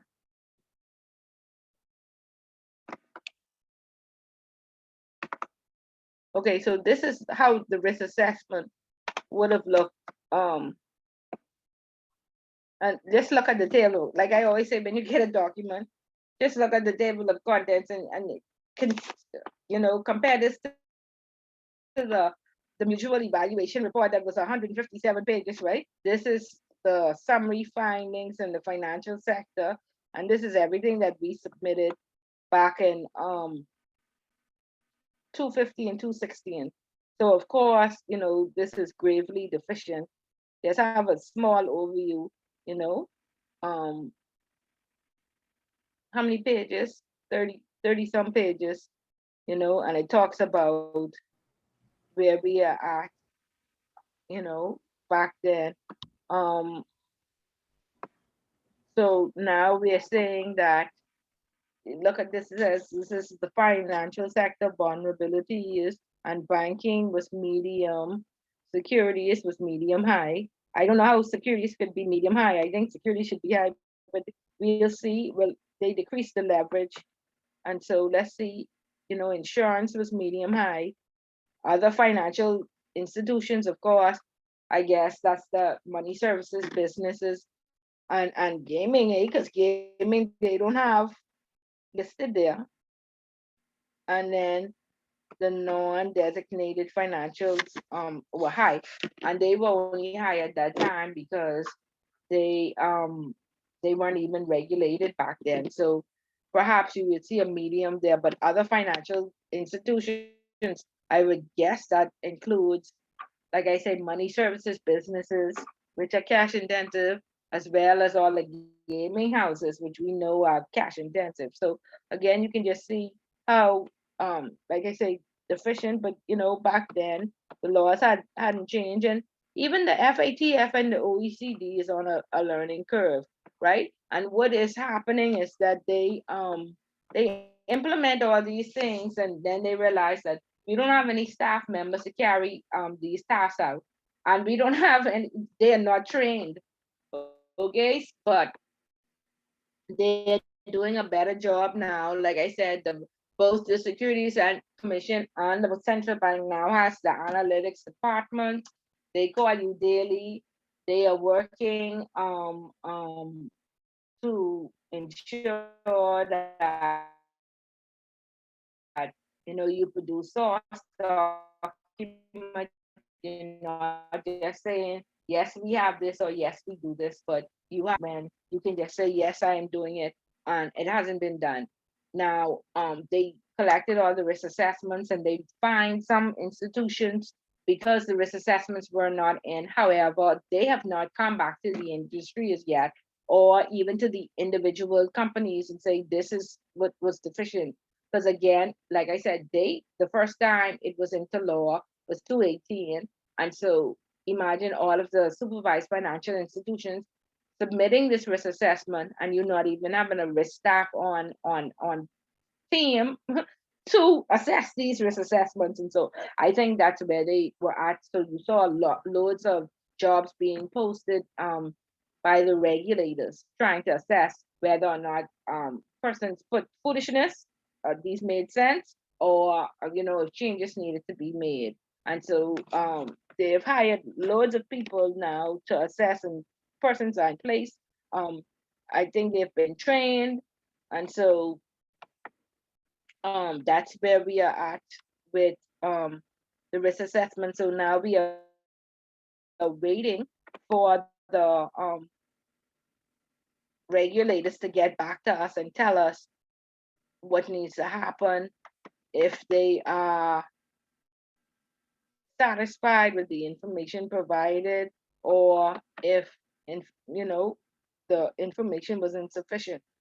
And so, like I said, during one or two debates, whilst we were blacklisted, um, the opposition had said, why didn't the government ask to have a review done?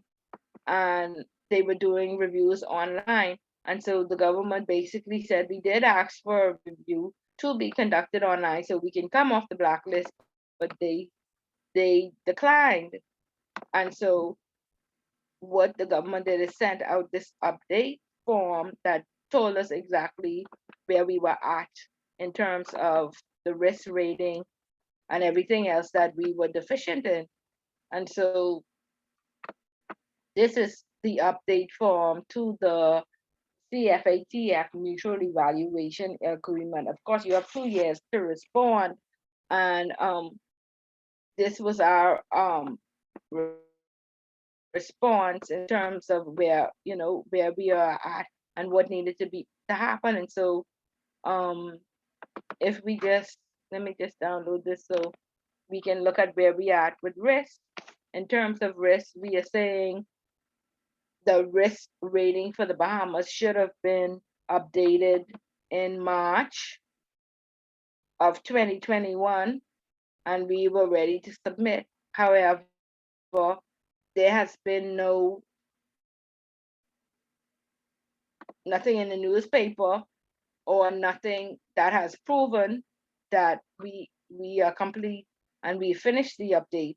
And so I cannot confirm whether or not it has been submitted or not. I can, however, say that in um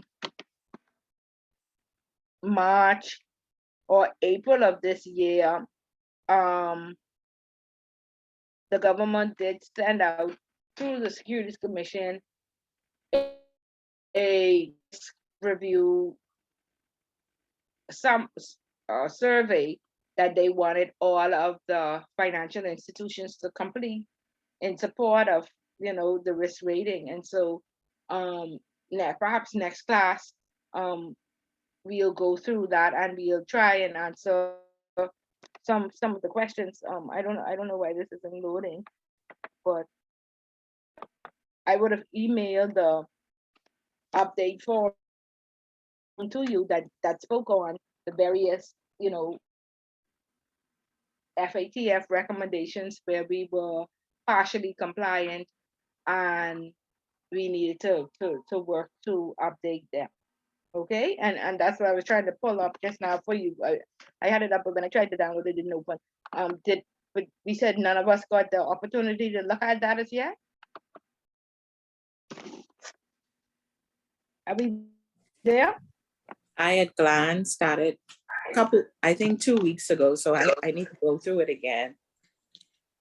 Yeah, I started to, but there's a lot of information. I'll try to look at it this week. Okay, good.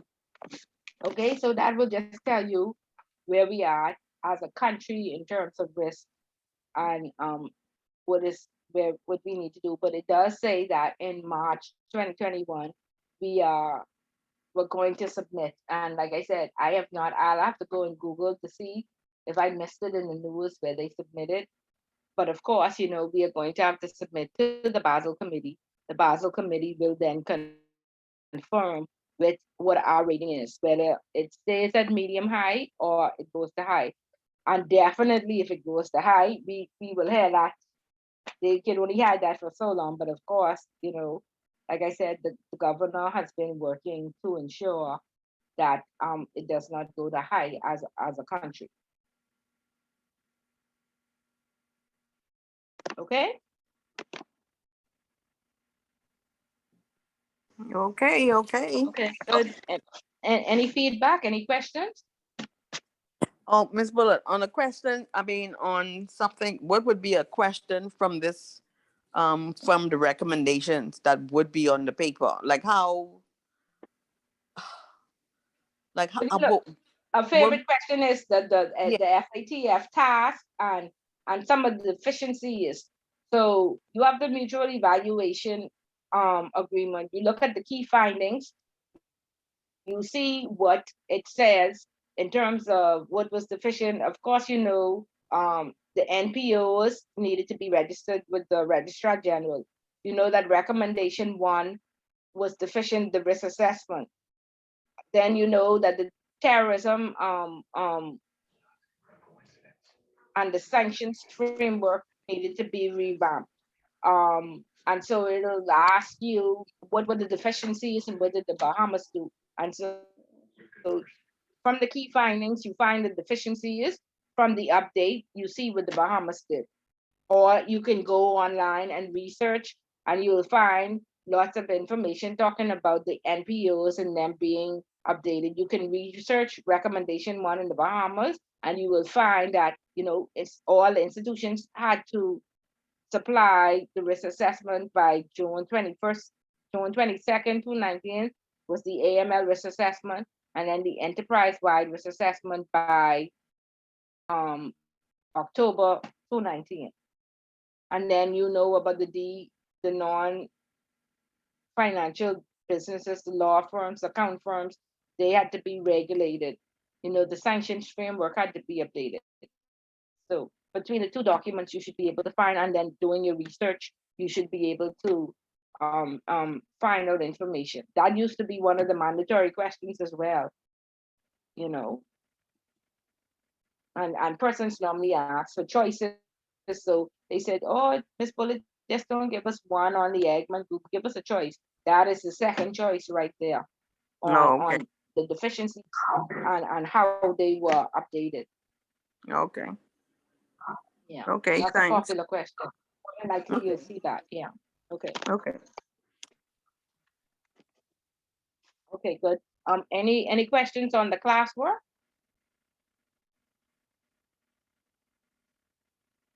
No questions on the classwork, you know, it's clear as mud. Oh, okay. I hope so. I hope you're getting through it again. All of those class mud questions are past exam questions.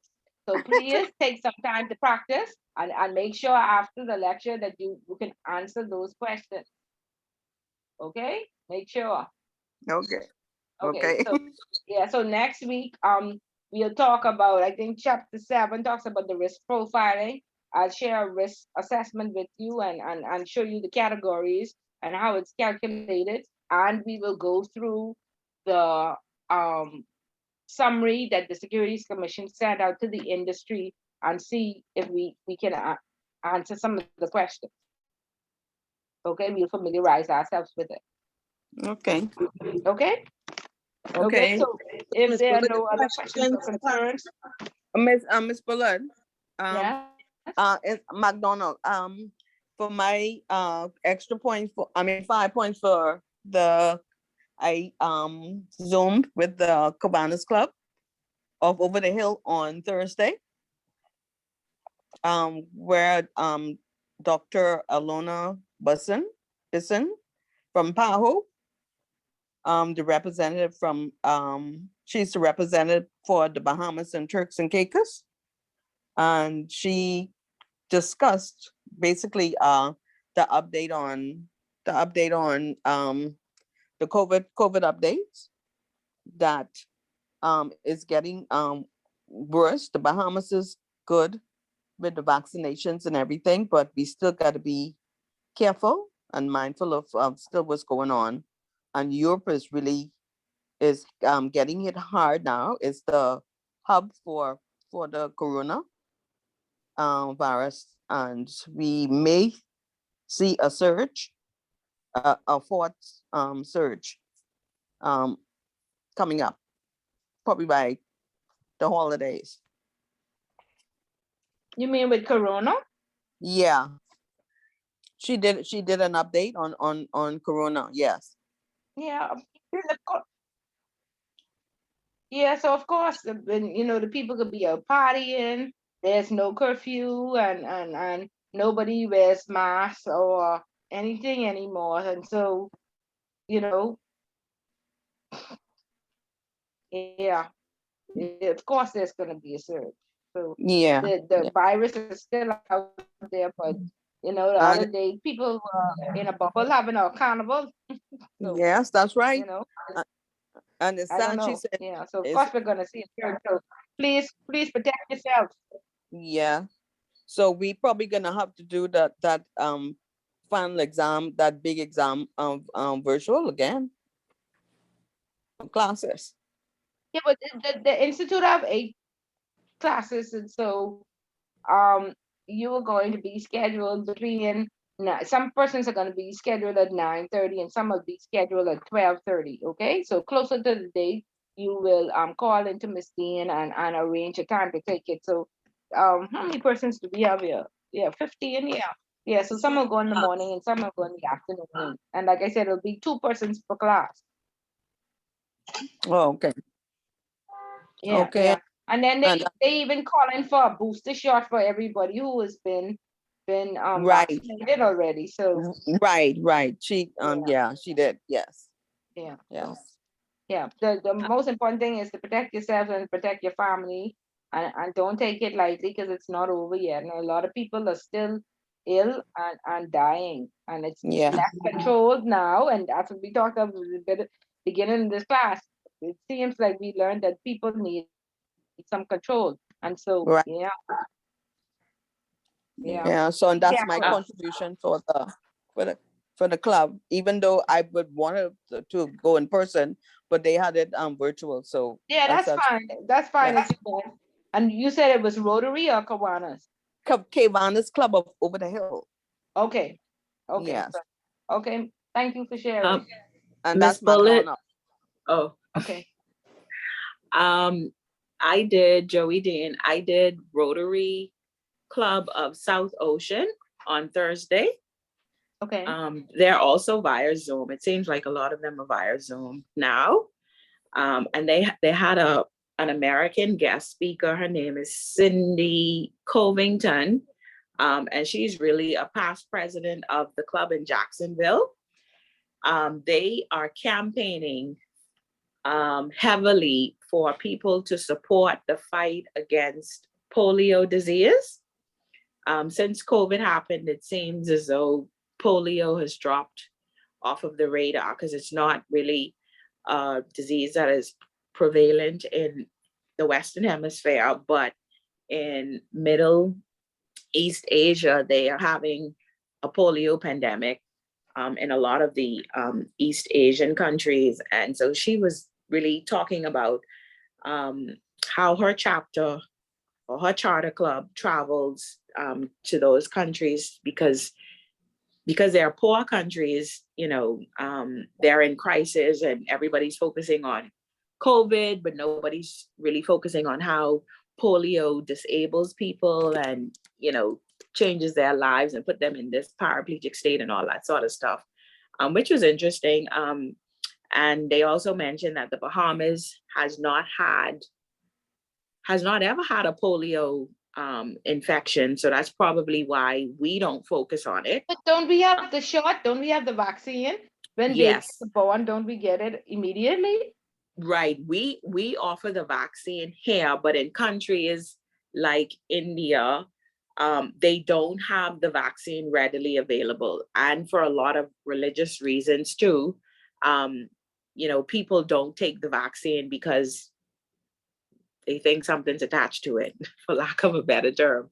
So they find that a lot of East Asian people, they're not educated. So Rotary's goal is to try and get sponsorships and funds and people who are willing to travel with them to these countries so that they educate people and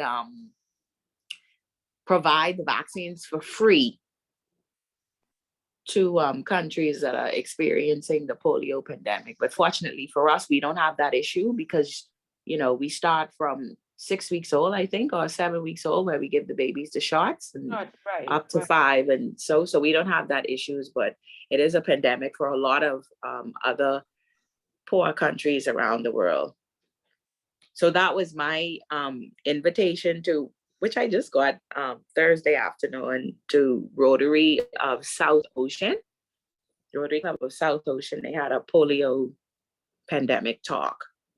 So they want everybody to be sensitive about COVID, but also remember too that there are other viruses out there that are changing people's lives and that are killing people, you know, polio being one of those very old ones that is still very prevalent. Wow. I think someone said something in the chat. I think it was It looked like that was Shantae. Shantae. Yeah. She said the Bahamas can only handle one. Correct. Yes. Yes. We barely handling this, but thank Yeah. God. Thank God. Yeah. And thank God that we have the vaccine readily available and that's not a crisis here for us. But So, interestingly enough, when my son was 6 months, I opted not to get the polio vaccine for him because we've not had any instances here since the epidemic of polio. And talking to his doctor, I was like, is that necessary? Because I found that whenever we gave him vaccines, he would break out really bad. So I said, let's give him the ones that you think is absolutely necessary. And his doctor said polio was not one of those necessary ones for our hemisphere, you know? So in watching their little, they had a slideshow. She did a slideshow and stuff, and you saw the disabilities and the deficiencies that people have. I then thought, okay, maybe I should go and get it. And perhaps the vaccine is the reason why it's not I think 90% of the persons are vaccinated, you know? Right. Yeah, so I said, as soon as we go back to the doctor, that's a conversation I'm gonna have again. Definitely. Yeah. Okay, good. Very, very good. Thank you for sharing. You're welcome. Any other comments or concerns? Ms. Bullard, I just wanted to make sure that you got my newspaper points for the Gomez story. Yes, yes, I did. Okay, and yeah, and then I decide to submit. You can go ahead and mark the homework I turned in. Okay, Yeah, yeah, because I read over this number one during class a few times, and I think I've done okay job at discussing three different techniques and methods how the flow of criminal money can be done. So we can go. include, did you, no, now, you did it on bribery and corruption? Yeah, it was bribery. It was Okay. bribery and And you included the Bahamas? I didn't include the Bahamas. I didn't include any particular country. I just listed three different ways in which it happens. No, you were supposed to do or read the three Mm, cases at the back of the book. yeah, I went straight to case 4 at the back of the book. It said case 4 in brackets at the back of the book. You read that, bribery and corruption. Complete an Yes, ma'am. overview of that and then compare it to the Bahamas. You did that? You said no, right? No, ma'am. No, ma'am. I didn't do that. Okay. Okay. Scratch that then. Miss Bullard. I'll attempt another question, Miss Bullet. Scratch the homework I turned in. I'll attempt another question for grade, but I'll still go back and redo number 1 for my personal information. Yeah, so for personal compared to the Bahamas, yeah. Yes, Miss ma'am. Bullard. My personal knowledge. Go ahead, ma'am. Patricia. Miss Bullard, now you confused me because last week I asked you if we were supposed to include Bahamas in that homework, and you told us no. No, that's not correct, Patricia. I would have not told you no because I said it 10 times. Yeah, and even in my email, she kept saying Bahamas. Yeah. She kept listing I the think names of the people. your thing is to do the theory and then find cases or similarities within our jurisdiction to kind of hit it home. Okay, then Miss Bullard, scratch my homework then. Yeah, so I don't know why. I feel like I kept saying this. I kept saying it. So you did, Miss Bullard. You even sent it in my email when I asked, and you draw a reference to Ken Dossett them and Shane Gibson them. Yeah, so okay. Okay, so I want you all to participate and talk back to me because when I talk for 2 hours, you all just fall asleep or you all just miss what I say and I don't know. No, we try to retain everything you're saying, Miss Bullard. Yeah, and then the recordings there, go back if you're not sure. The recording. Go back and listen to the recordings. Right. I normally listen to the recordings over and over. Even at work through the day, I'll put my earplugs in and I listen again. Okay, yeah. So let's just make sure that we are clear on what needs to be done. Okay, like I said, I couldn't write Bahamas in writing on the instruction page because I don't want it to seem as if I'm giving you the final exam question. And so that's why I'm just saying it to you, right? Okay, so Ms. Bullard, so points will be taken off if we don't reference cases in the Bahamas. No, but I guess you wouldn't get full points. Okay. Do we have the opportunity to revise the homework if need be? I think she's saying yeah, but not for points. You won't get any points at this point. Right. So you get 10% off if it says that if it's submitted 2 days after the due date. If it's not, you get 10% off if it isn't set by 11:59 on Friday. And then after 2 days, it won't be accepted at all. After 2 days. Right. Yes. Right. Yes. Right. So that's what this it is what I says. don't understand. Why are we not clear? Why are we not clear? Especially the persons who submitted the homework. Why are we not clear? Patricia.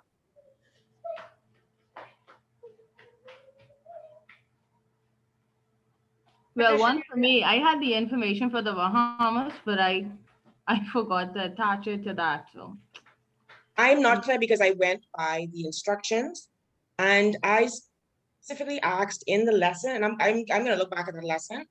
I asked you about the homework and I asked you if we compare it to the Bahamas and you said no. You may have misunderstood my question, maybe, I don't know, but I specifically asked that question. And I just went by the question that was in on the paper, and it didn't mention Bahamas. I'm asking Ms. B, do we have the opportunity to make amendments to it, even like I guess adjustments? Yeah, just to do that, and everybody who wants to adjust, send it by when are we having class? Wednesday? Send it Yeah. by Yes. Tuesday at 11:59. Everybody wants to adjust because, like Patricia said, I may have misunderstood you, but from my mind, from class one, I've been saying this is what is written, but what you need to do is prepare for the final exam because more than likely this will be the question. So add Bahamas in it. I said I'm not gonna write it on the instruction because I don't want it to appear as if I'm giving away the final exam question. But do your research Yeah, now. you said that. Yeah. You No, said I that. thought I said that 100 times.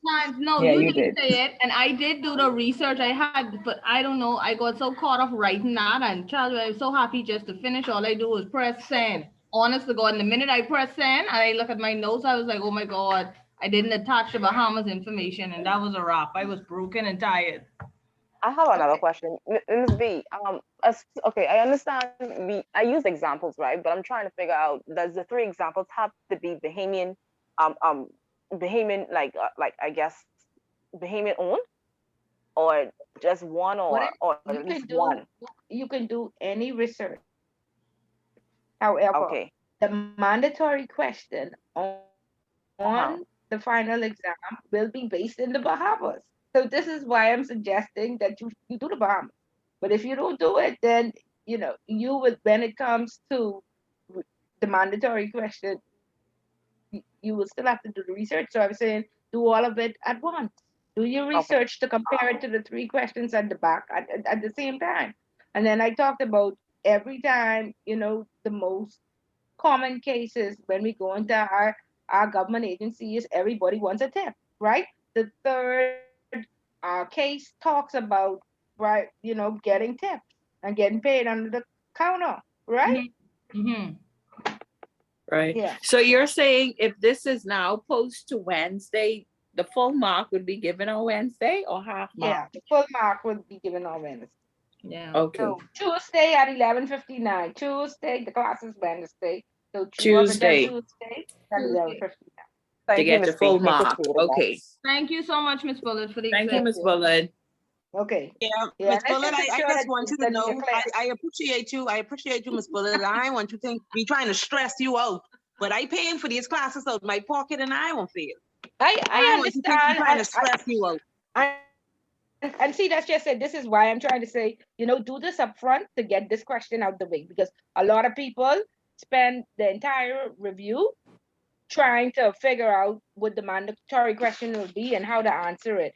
If Mm-hmm. you do this now and up front, it'll be completely out the way, and you will only need to review what you've already researched. Mm-hmm. Right. This is why I'm suggesting to do it this way. And I'm sorry if anybody else was confused, but in my head, I've been saying this every class. But that's Ms. fine. We'll Bullet, make mistakes and we'll not be clear. And so that now we are going to fix it. So everybody is clear now. I'm gonna submit Yeah. this, but I don't want you to mark this. You're For going to me, send this to me, first. but you don't want me to mark this. No, I just want you to read it and let me know how I am doing. Okay, but don't send it till after Wednesday. So Okay. so I won't get confused in terms of because I'm now so everybody who submit is there anybody who submitted that does not want to make changes? Me, I don't want to make any changes. Okay. Okay, so just one person. So everybody is who homework I Miss have, I Bullard? will disregard and Miss only Bullard. No, Bakan. Miss Bullard. Yes. Please accept mine. I think I did all I can. So I'm Okay. standing. Okay. And I have yours already, Ebony. Yes, I hope I Yes. don't regret this decision. Okay, so Ebony and Bakan will get them the one that's already sent, and everybody else will have an opportunity. I will mark only the one that's sent on Tuesday. Correct? Yes. Now or forever hold your peace. Okay, good. Yep. Okay, great. I'm Great. scared now.